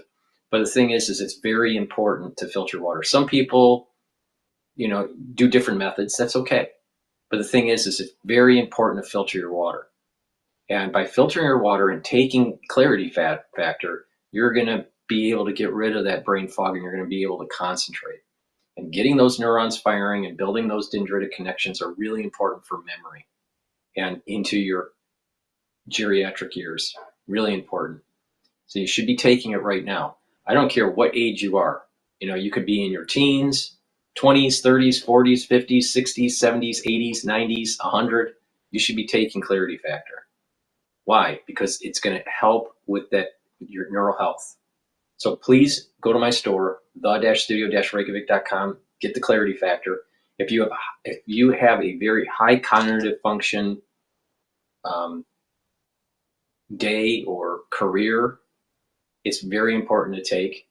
Now, I recommend if you have a lot of cognitive function type work, then you should take this twice a day. You should take it in the morning and the mid-afternoon. So you'll be able to concentrate and get rid of that brain fog, but it's really also important to filter your water. So please go to my store, the-studio-reykjavik.com, and get the clarity factor. Now you can stack the clarity factor with other supplements that I have that help to protect your neurons. And that's the NAD plus and the ubiquinol. So let's talk about that for a sec. NAD plus helps to boost up your energy levels. It'll help to repair DNA damage in your cellular DNA or in your mitochondrial DNA. And NAD plus helps to protect your neurons. So take this every day to protect your neurons, really important, and to repair your DNA. Ubiquinol is the most bioavailable form of CoQ10 that you can buy. Now, ubiquinol, it's an antioxidant, so it's going to soak up free radicals. This stacks really well with C60. The different ways that you soak up those free radicals, the better off you're going to be. And ubiquinol helps to boost up those energy levels because you're improving the mitochondrial health. And ubiquinol is neuroprotective. So by stacking NAD plus and ubiquinol for neural health and the other benefits of healing your DNA damage and being an antioxidant, you're protecting your neurons, and you can stack it with clarity factor. And this is a very powerful stack for neural health. So please go to my store, the-studio-reykjavik.com, use discount 5, and you get $5 off. Do this every day to protect your neurons. It's really important. My father is in a nursing home, slowly dying, all right? And he has ischemic dementia. So that basically means that his blood flow to his brain was slowly decreasing, and eventually it got to the point where he had minor memory loss, and then it became worse, and then his writing was terrible, and then he stopped writing. He had lots of forgetfulness, and all of a sudden he stopped eating. He had to be hospitalized for more than 13 days. He almost died in the hospital. And now he's in a nursing home, slowly withering away. He can't communicate. And, it's very sad to see. And there's lots of cases around the world and around the country where you have a parent that has dementia, right? There's different types of dementia. At first, we thought that maybe my father, at the early stages of this, we thought maybe it was the early signs of Alzheimer's, but it wasn't. It was ischemic dementia. So the problem is you can't fix what he has. Those neurons are dead.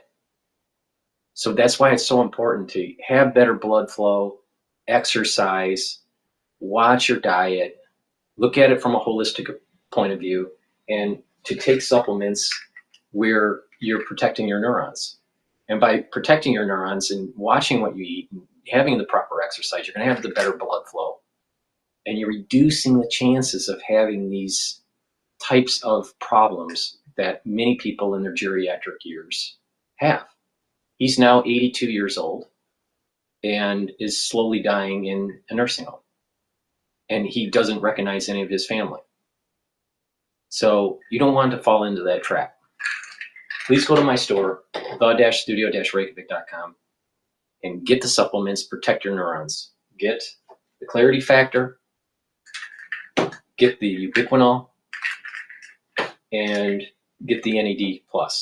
Protect your neurons. Do proper exercise, really important. Watch your diet, watch your weight, and be healthy. You can be healthy, all right? It's just that it takes diligence.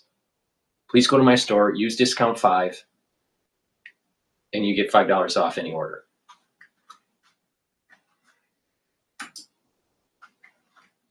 To help with the families there at the southwest border, and Trump was using the money and transferring it over to build the wall. And so the big battle lines became, what do we do about transfer authority? This is a similar debate here. I think polling suggests, at least the polling I've seen from groups like Center Aisle Coalition, is that American people aren't really going to appreciate a shutdown if the Democrats do it, unless it's about Social Security or Medicare or Medicaid. Like if the Democrats can rally the message behind protecting those essential benefits for folks, particularly seniors, then I think they've got a strong message. But anything else is going to be a hard sell to the American people. I think it's only going to empower the Republicans. I also have a concern about Democrats' ability to coordinate around a message right now in this environment. We saw it in the Al Green censure vote that just happened. So I think Democrats should be very careful here. That's a fight for the courts. If the Republicans aren't going to assert their Article 1 privileges and put impeachment on the table, then this is an argument for the courts, and we got to pray that the courts do what they do and that Trump listens to the courts. John, we're on a shutdown here, and we're going to talk about this massive reconciliation bill, Trump tax cuts and so forth. We can't even figure out, it seems, how to keep the lights on in the government. This would go through the end of the fiscal year. Freedom Caucus, is going to hate it. Pentagon hawks are going to hate it. Democrats might not be there to help. What's going to happen?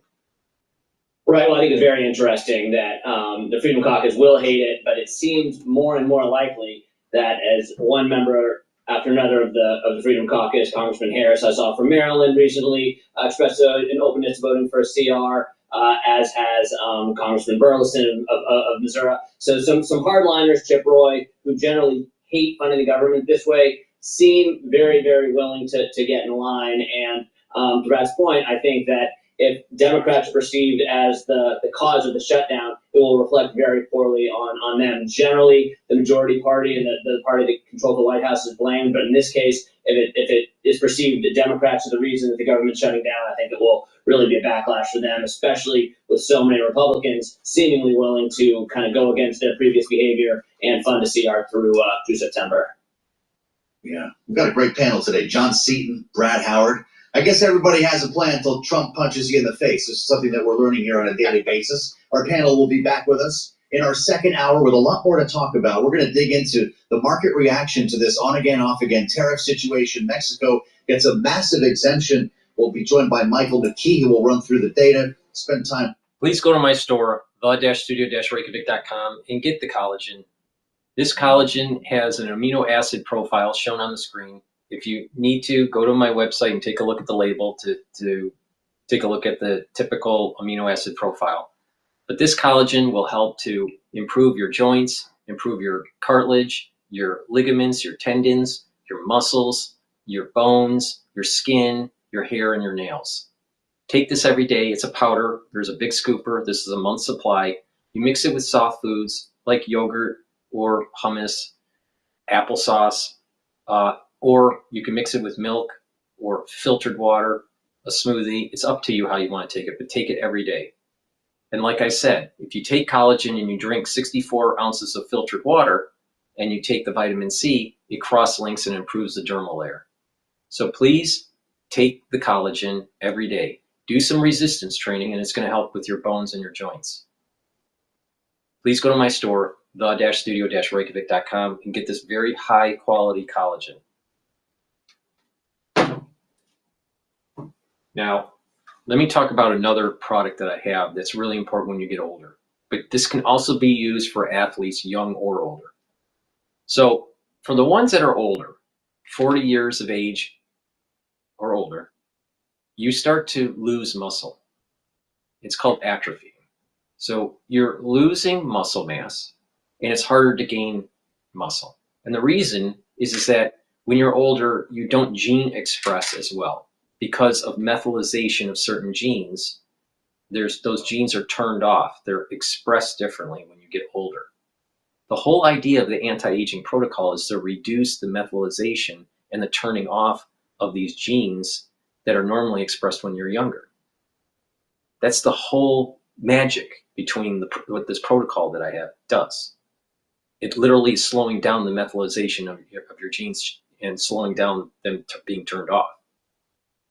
So the idea here is that when you are older, you have a harder time to express your certain genes that have been methylated, such as building muscle and maintaining muscle. Myotrol helps with that gene expression to build muscle and maintain muscle and help with the health of your mitochondria. So you should be taking this every day if you're 40 years of age or older, no matter how fit you are. Now, if you're an athlete, younger or older, you will get benefits of your athletics by taking Myotrol because it's going to help build muscle, because it's going to help with the gene expression and help maintain muscle. So it's very important to take if you're an athlete. I wish I was taking this when I was in triathlons back, in my 20s and 30s. But Myotrol is a great product to take even if you're older and you're not an athlete. And it'll help with that gene expression because when you get older, your genes do slowly express differently because of the methylation of aging. But if you follow the anti-aging protocol that I've been telling you, the core and all these other supplements to stack, you're slowing down that methylation. That means you're literally slowing down the aging process. So there's different ways to figure out your age. Your calendar age, your what's called chronological age. That's easy. When were you born? There is the telomere length age. The longer your telomere lengths, on average in a tissue, the younger the tissue is. Also methylation of certain genes. So there's a certain profile. And as your genes get more methylated and turned off as you get older, that is another way to determine DNA methylation age. All right. So if you follow my protocol, you're slowing that process. Now, there are these moments in time that there are these inflection points where you have, at a certain point, you age faster. All right. And that is for humans, it's about one inflection point is around age 35 to 40. And then there's a big shift in methylation. And another point is around about age 60, 62, all right, is another big methylation point. So if you're taking supplements and antioxidants and a protocol that's anti-aging pre-age 35, you are reducing the chances of that big burst of methylation that takes place when you're 35 and 40.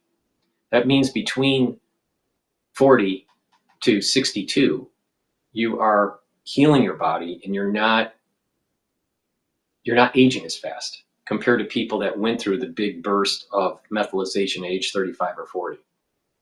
Now, by taking additional antioxidants between age 40 to 62, it's very important because there's another big burst of methylation of your DNA. And if you're taking these antioxidants and following a protocol, there's going to be a reduction of that burst of methylation. So you're going to age slower after 62. Now, people that don't do the protocol, they will have higher methylation and you will age faster. Period. Full stop. 100%. So that's why my protocol works. So now, not just do you have your bodily age, but do you also have cognitive age, the brain aging. And the brain aging is a little different than the rest of your body. So what I just described was how your body ages through the methylation at the key inflection points, the two inflection points of about age 35 to 40 and around age 60 to 62. All right. Now, for some people, it's a little less, a little bit more, but that's kind of the zone. Now, for brain aging, it's around age 50 and around age 65. There are big changes in cognitive decline. Now, there's also a minor one that's taking place at age 30. There's really 3 inflection points for brain aging. So the body aging is approximately 2 major inflection points, age 35 to 40 and around age 60 to 62, maybe 59, all right? For brain, you start your decline, but it's not that noticeable at about age 30. But there's another inflection point at age 50 where there is this faster decline. And that's why it's so important to protect your neurons and to get the better blood flow, to make sure the nutrients are there for your brain, and to do the balancing exercises to activate the cerebellum. All right, there's lots of neurons that are being activated when you're balancing. Doing resistance training, activating different neurons, and you're building muscle. That's important. You're getting better blood flow. Doing cardio, you're helping their cardiovascular system, getting better blood flow. All right. And doing stretching, you're activating different type of neurons. And by doing all this is a holistic approach. So you are reducing the cognitive decline on top of being able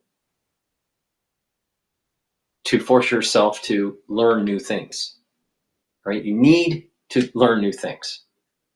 And by doing that, you're getting that positive neuroplasticity, and you're activating all these different types of neurons through your exercising, and you're learning, and you're increasing your memory capacity, and you're trying to keep your hippocampus healthy. So when you do that, when you're at these inflection points, age 30, age 50, and age 65 to 70, these inflection points, you're cognitively not aging as fast compared to people that aren't following the protocol. That's why I keep on saying protect the neurons. All right, if you protect your neurons, then at age 30, if you're taking these supplements and you're protecting your neurons, you're not going to have as much decline, that start of the decline at age 30. And then you have 20 years, and then all of a sudden there's another inflection point at about age 50. Well, if you're taking the supplements and you're doing the holistic approach that I've been saying, then you're not going to cognitively decline as much.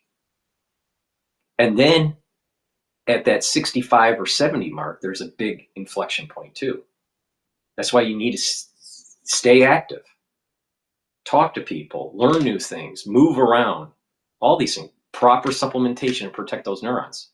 And this is going to slow down this will slow down the aging process and reduce the probability of having these types of dementia type situations and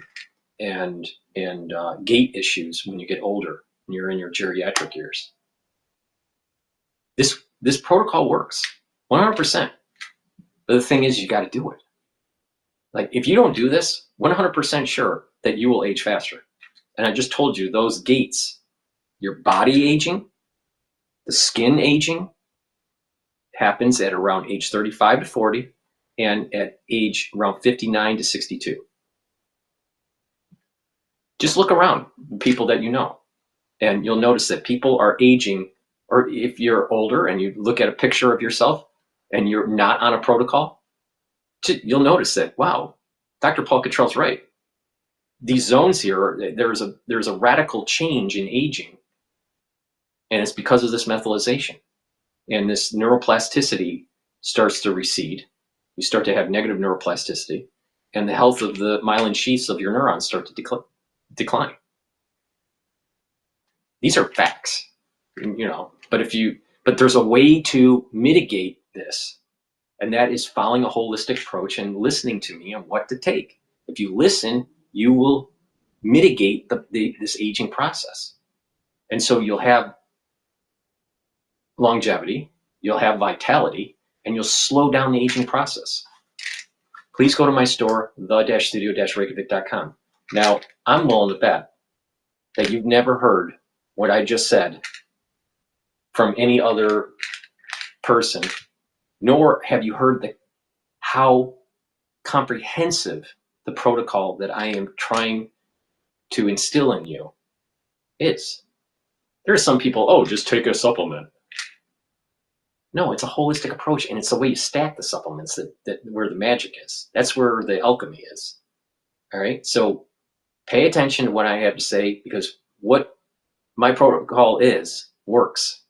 All right, but if you don't want to pay attention, you're going to age at age 35 to 40. You will age at age 50. You will age at 59 to 62, and you know, have cognitive decline at 65 to 70. If you don't want to listen, don't be surprised that you have problems. Please go to my store, the-studio-reykjavik.com, use discount 5, and follow the protocol.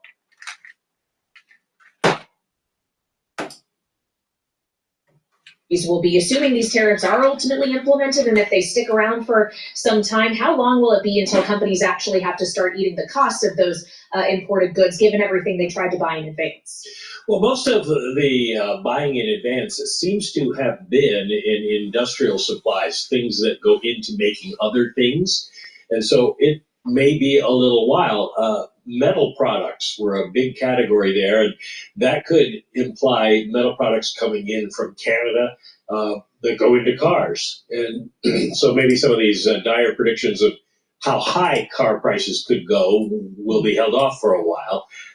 But there was also a rise in consumer goods. Now, it's not clear which kind yet. We don't know whether they meant bringing in clothing or toys or just what. Those are lower dollar values, so they may not have as much of an impact. But you're right, it may postpone some of the pain for some time, although when you talk to Fed officials, as we talked to John Williams from the New York Fed earlier this week, he said companies are saying they're prepared to take advantage of this. If prices for their inputs go up, they're going to raise prices on American consumers. So we have that to look forward to. Going to try to flex that pricing power.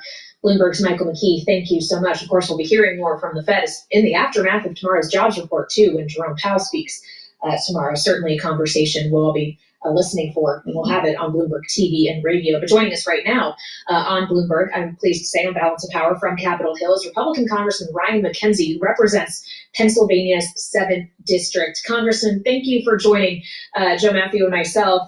I would love to know your reaction to the pullback. It seems we're already getting to tariffs that were implemented just days ago. What good does this chaos serve for American companies and American consumers? Yeah, well, I think it's important that we shouldn't take tariffs off the table. They are an important tool in our toolbox of economic policy. across the country for far too long. They've actually been ruled out. And so I think it's appropriate that you put them on the table. Now, we are going through the negotiation process, which there always will be ups and downs. We've seen the reaction from the Mexican president recently saying that she appreciates the pullback in the tariffs because they're going to continue to work on things. Ultimately, the goal is to make sure that we actually do bring down these barriers that are impeding the flow of goods out of America, hurting American manufacturers, bring down those barriers for everybody across the board. And if we can get that reciprocal agreement, that'll actually be something that will be long-term more beneficial for American consumers. In the meantime, Congressman, and welcome to Bloomberg, what should be the message to the markets here?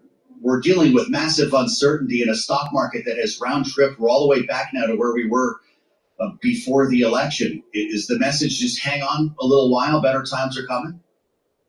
Yeah, I think the message is that we do have to show some caution and restraint when we're making these wild moves. I think it's a little premature. And so, I heard recently talk about a potential recession. I was asked a question about that. That is a long-term 2 quarters of negative GDP growth. Intraday, we have broke the support level for the S&P 500. 5,750 is a support level. The next support level is 5,500. So if the trading session trades below that 5,750, most likely the S&P 500 will start to move down more.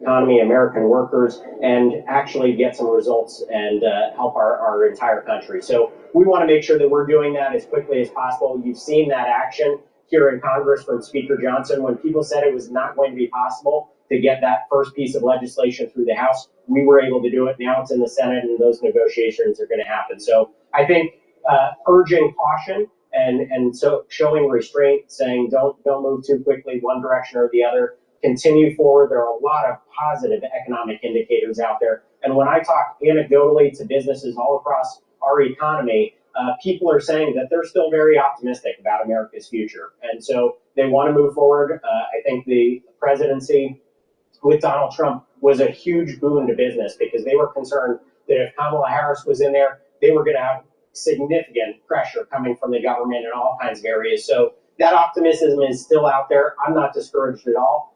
So I think we just need to wait for tomorrow's job numbers and continue to hold tight on the tariffs. On the steel industry in particular in your state of Pennsylvania, what are you hearing from them? Because we are expecting tariffs on steel and aluminum to go into effect next week. Absolutely. So look, what we're hearing is that people actually do tout and credit some past tariff action for maintaining that activity here in Pennsylvania. And so that is rightfully so. We've seen China dumping their products into the market for years, and this was one way to guard against that. Obviously, they've taken routes to get around some of those tariffs, and we want to make sure that we are continuing to protect not only industries that are critical to America's economy, but also to our national security. And steel and aluminum are 2 of those industries. We cannot have people like China dumping products in purely not just to undercut the wages, but actually to discourage American activity and American investment in national security related industries. So again, we need to make sure that we have that protection in place where appropriate so that we can actually have a strong American economy. Well, Congressman, our viewers and listeners should know you represent the 7th Congressional District of Pennsylvania. That's home to Allentown, Bethlehem. Bethlehem Steel closed a lot of years ago. Will tariffs like these help to preserve the industry in your district? Is that your point? Well, what I would say is, again, there are reasonable applications of tariffs. Again, to protect industries when somebody is dumping a product, I think is a reasonable approach. When somebody is doing something to impact negatively our national security, also appropriate. And so what we are looking for ultimately is long-term, not only free trade, but we want fair trade. And so many of these instances with our allies, they have been imposing tariffs on us, hurting American producers for many years, stopping the flow of our goods going into their country. And so what we want to see is we want to see these barriers come down across the markets for all of our allies And ultimately, that will help American producers. So I think it's a little bit, of a red flag or a red herring that is put out there when people say that this is directly going to hurt Americans by putting these tariffs on. I question why then does somebody like Justin Trudeau in Canada say that they're going to take reciprocal action by increasing tariffs? That defies logic that they would be doing something in response that would be a negative impact and hurting their home consumers as well. But what this is about is a negotiation that we are going through right now. I think it is long overdue that we have this discussion and conversation, because ultimately we want our goods to go into other markets without those kind of barriers. We want there to be low tariffs that would help American producers, would create American jobs, which would raise American wages as well. So ultimately we're going to get there, but this process is a negotiation. And Congressman, on a separate note, given your seat on the Committee on Education and the Workforce, there had been reporting today that the president this afternoon could sign an executive order for the dismantling of the Department of Education. The White House has pushed back on that notion a bit, but fundamentally, is that a job for the President of the United States, or should that be left to you and your colleagues in Congress? Yeah, so that would be something that should come through Congress. So we've heard the same reports, haven't seen the actual language on something like that, if it's even going to happen. So again, ultimately, that should reside in Congress, and we're going to make sure that on education and the workforce, we do everything that we possibly can to protect American workers, promote education, skills trainings, workforce development. We need all of that in this era, because as markets are transitioning, we want to make sure that our workers and our economy is best suited to compete globally. Congressman, we've only got a minute left. I don't want to set you up to have to cut you off, but we're 9 days out. Will we avoid a government shutdown? Will you have the cooperation of your full conference and maybe a couple Democrats to keep the lights on? I'm confident that we are going to avoid a shutdown, and the reason for that is because I think, as we just talked, when changes are being made by executive action and executive order, in many instances, those are things that actually need to be put into legislation. So right now, where we are as a conference is that we believe any of these changes that need to be done legislatively, that takes a lot of time. So we need to slow down on some of those things and ultimately give ourselves the breathing room, the ability to put that into a budget if we choose to do that in September or the end of the year. And so a continuing resolution would bridge that gap, get us to that point later in the year where we could make those decisions. So again, I think we're going to avoid the shutdown now and then consider. Congressman Ryan McKenzie, Republican from Pennsylvania, come see us again. This is Bloomberg.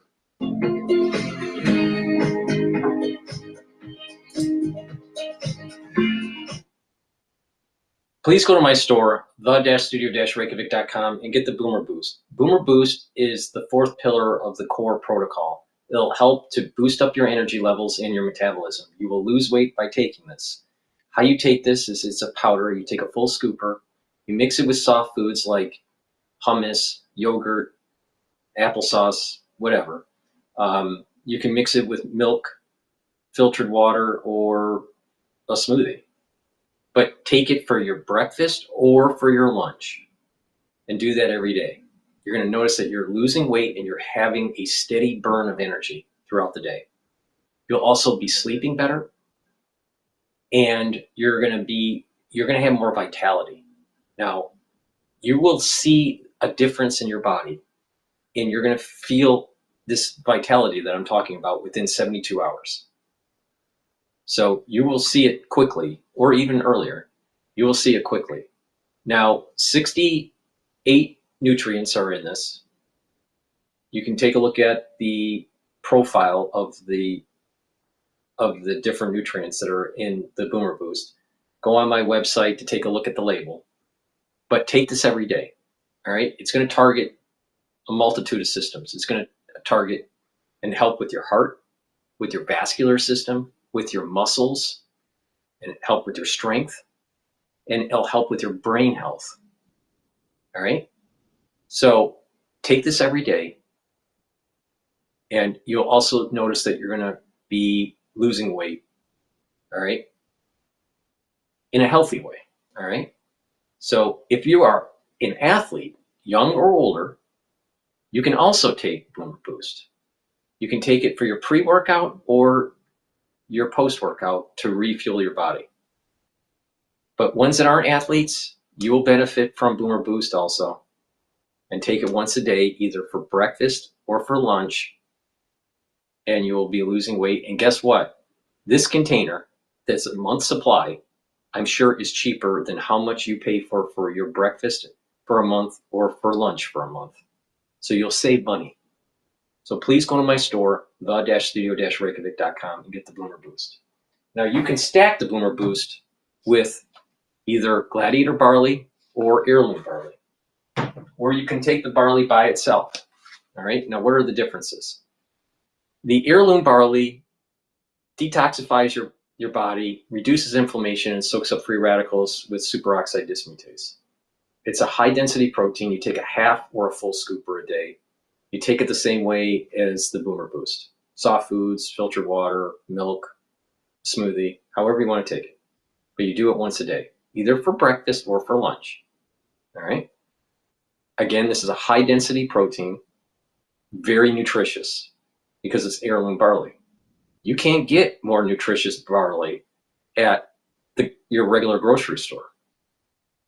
So if you're not an athlete, take it, once a day, half a scoop or a full scoop.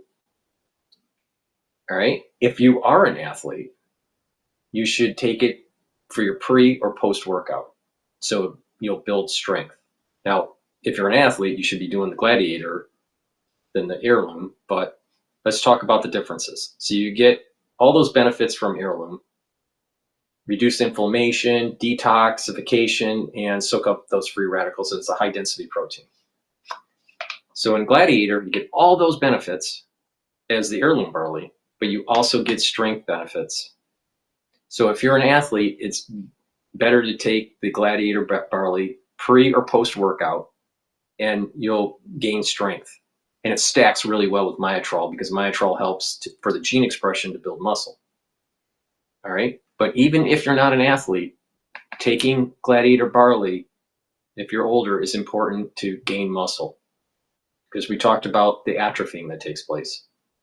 So to get the most benefits out of this, you stack it with Boomer Boost. All right. And you take it together.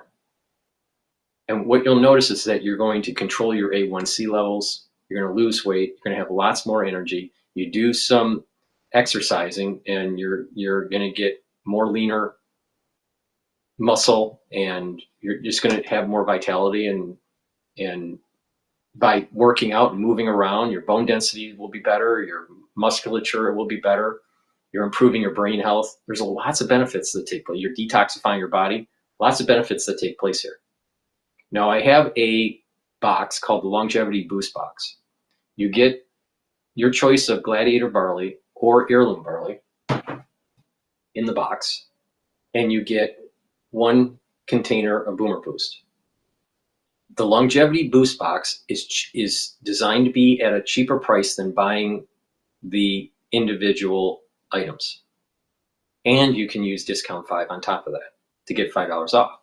So it behooves you, if you really want to get healthy, to get the Longevity Boost Box and use discount 5, and you get, a decent discount. All right. And you get healthy. You can control your A1C levels. You're losing weight. You're getting the energy. You're helping your cardiovascular health. You're helping with your brain health. You're boosting up your energy levels, improving your metabolism.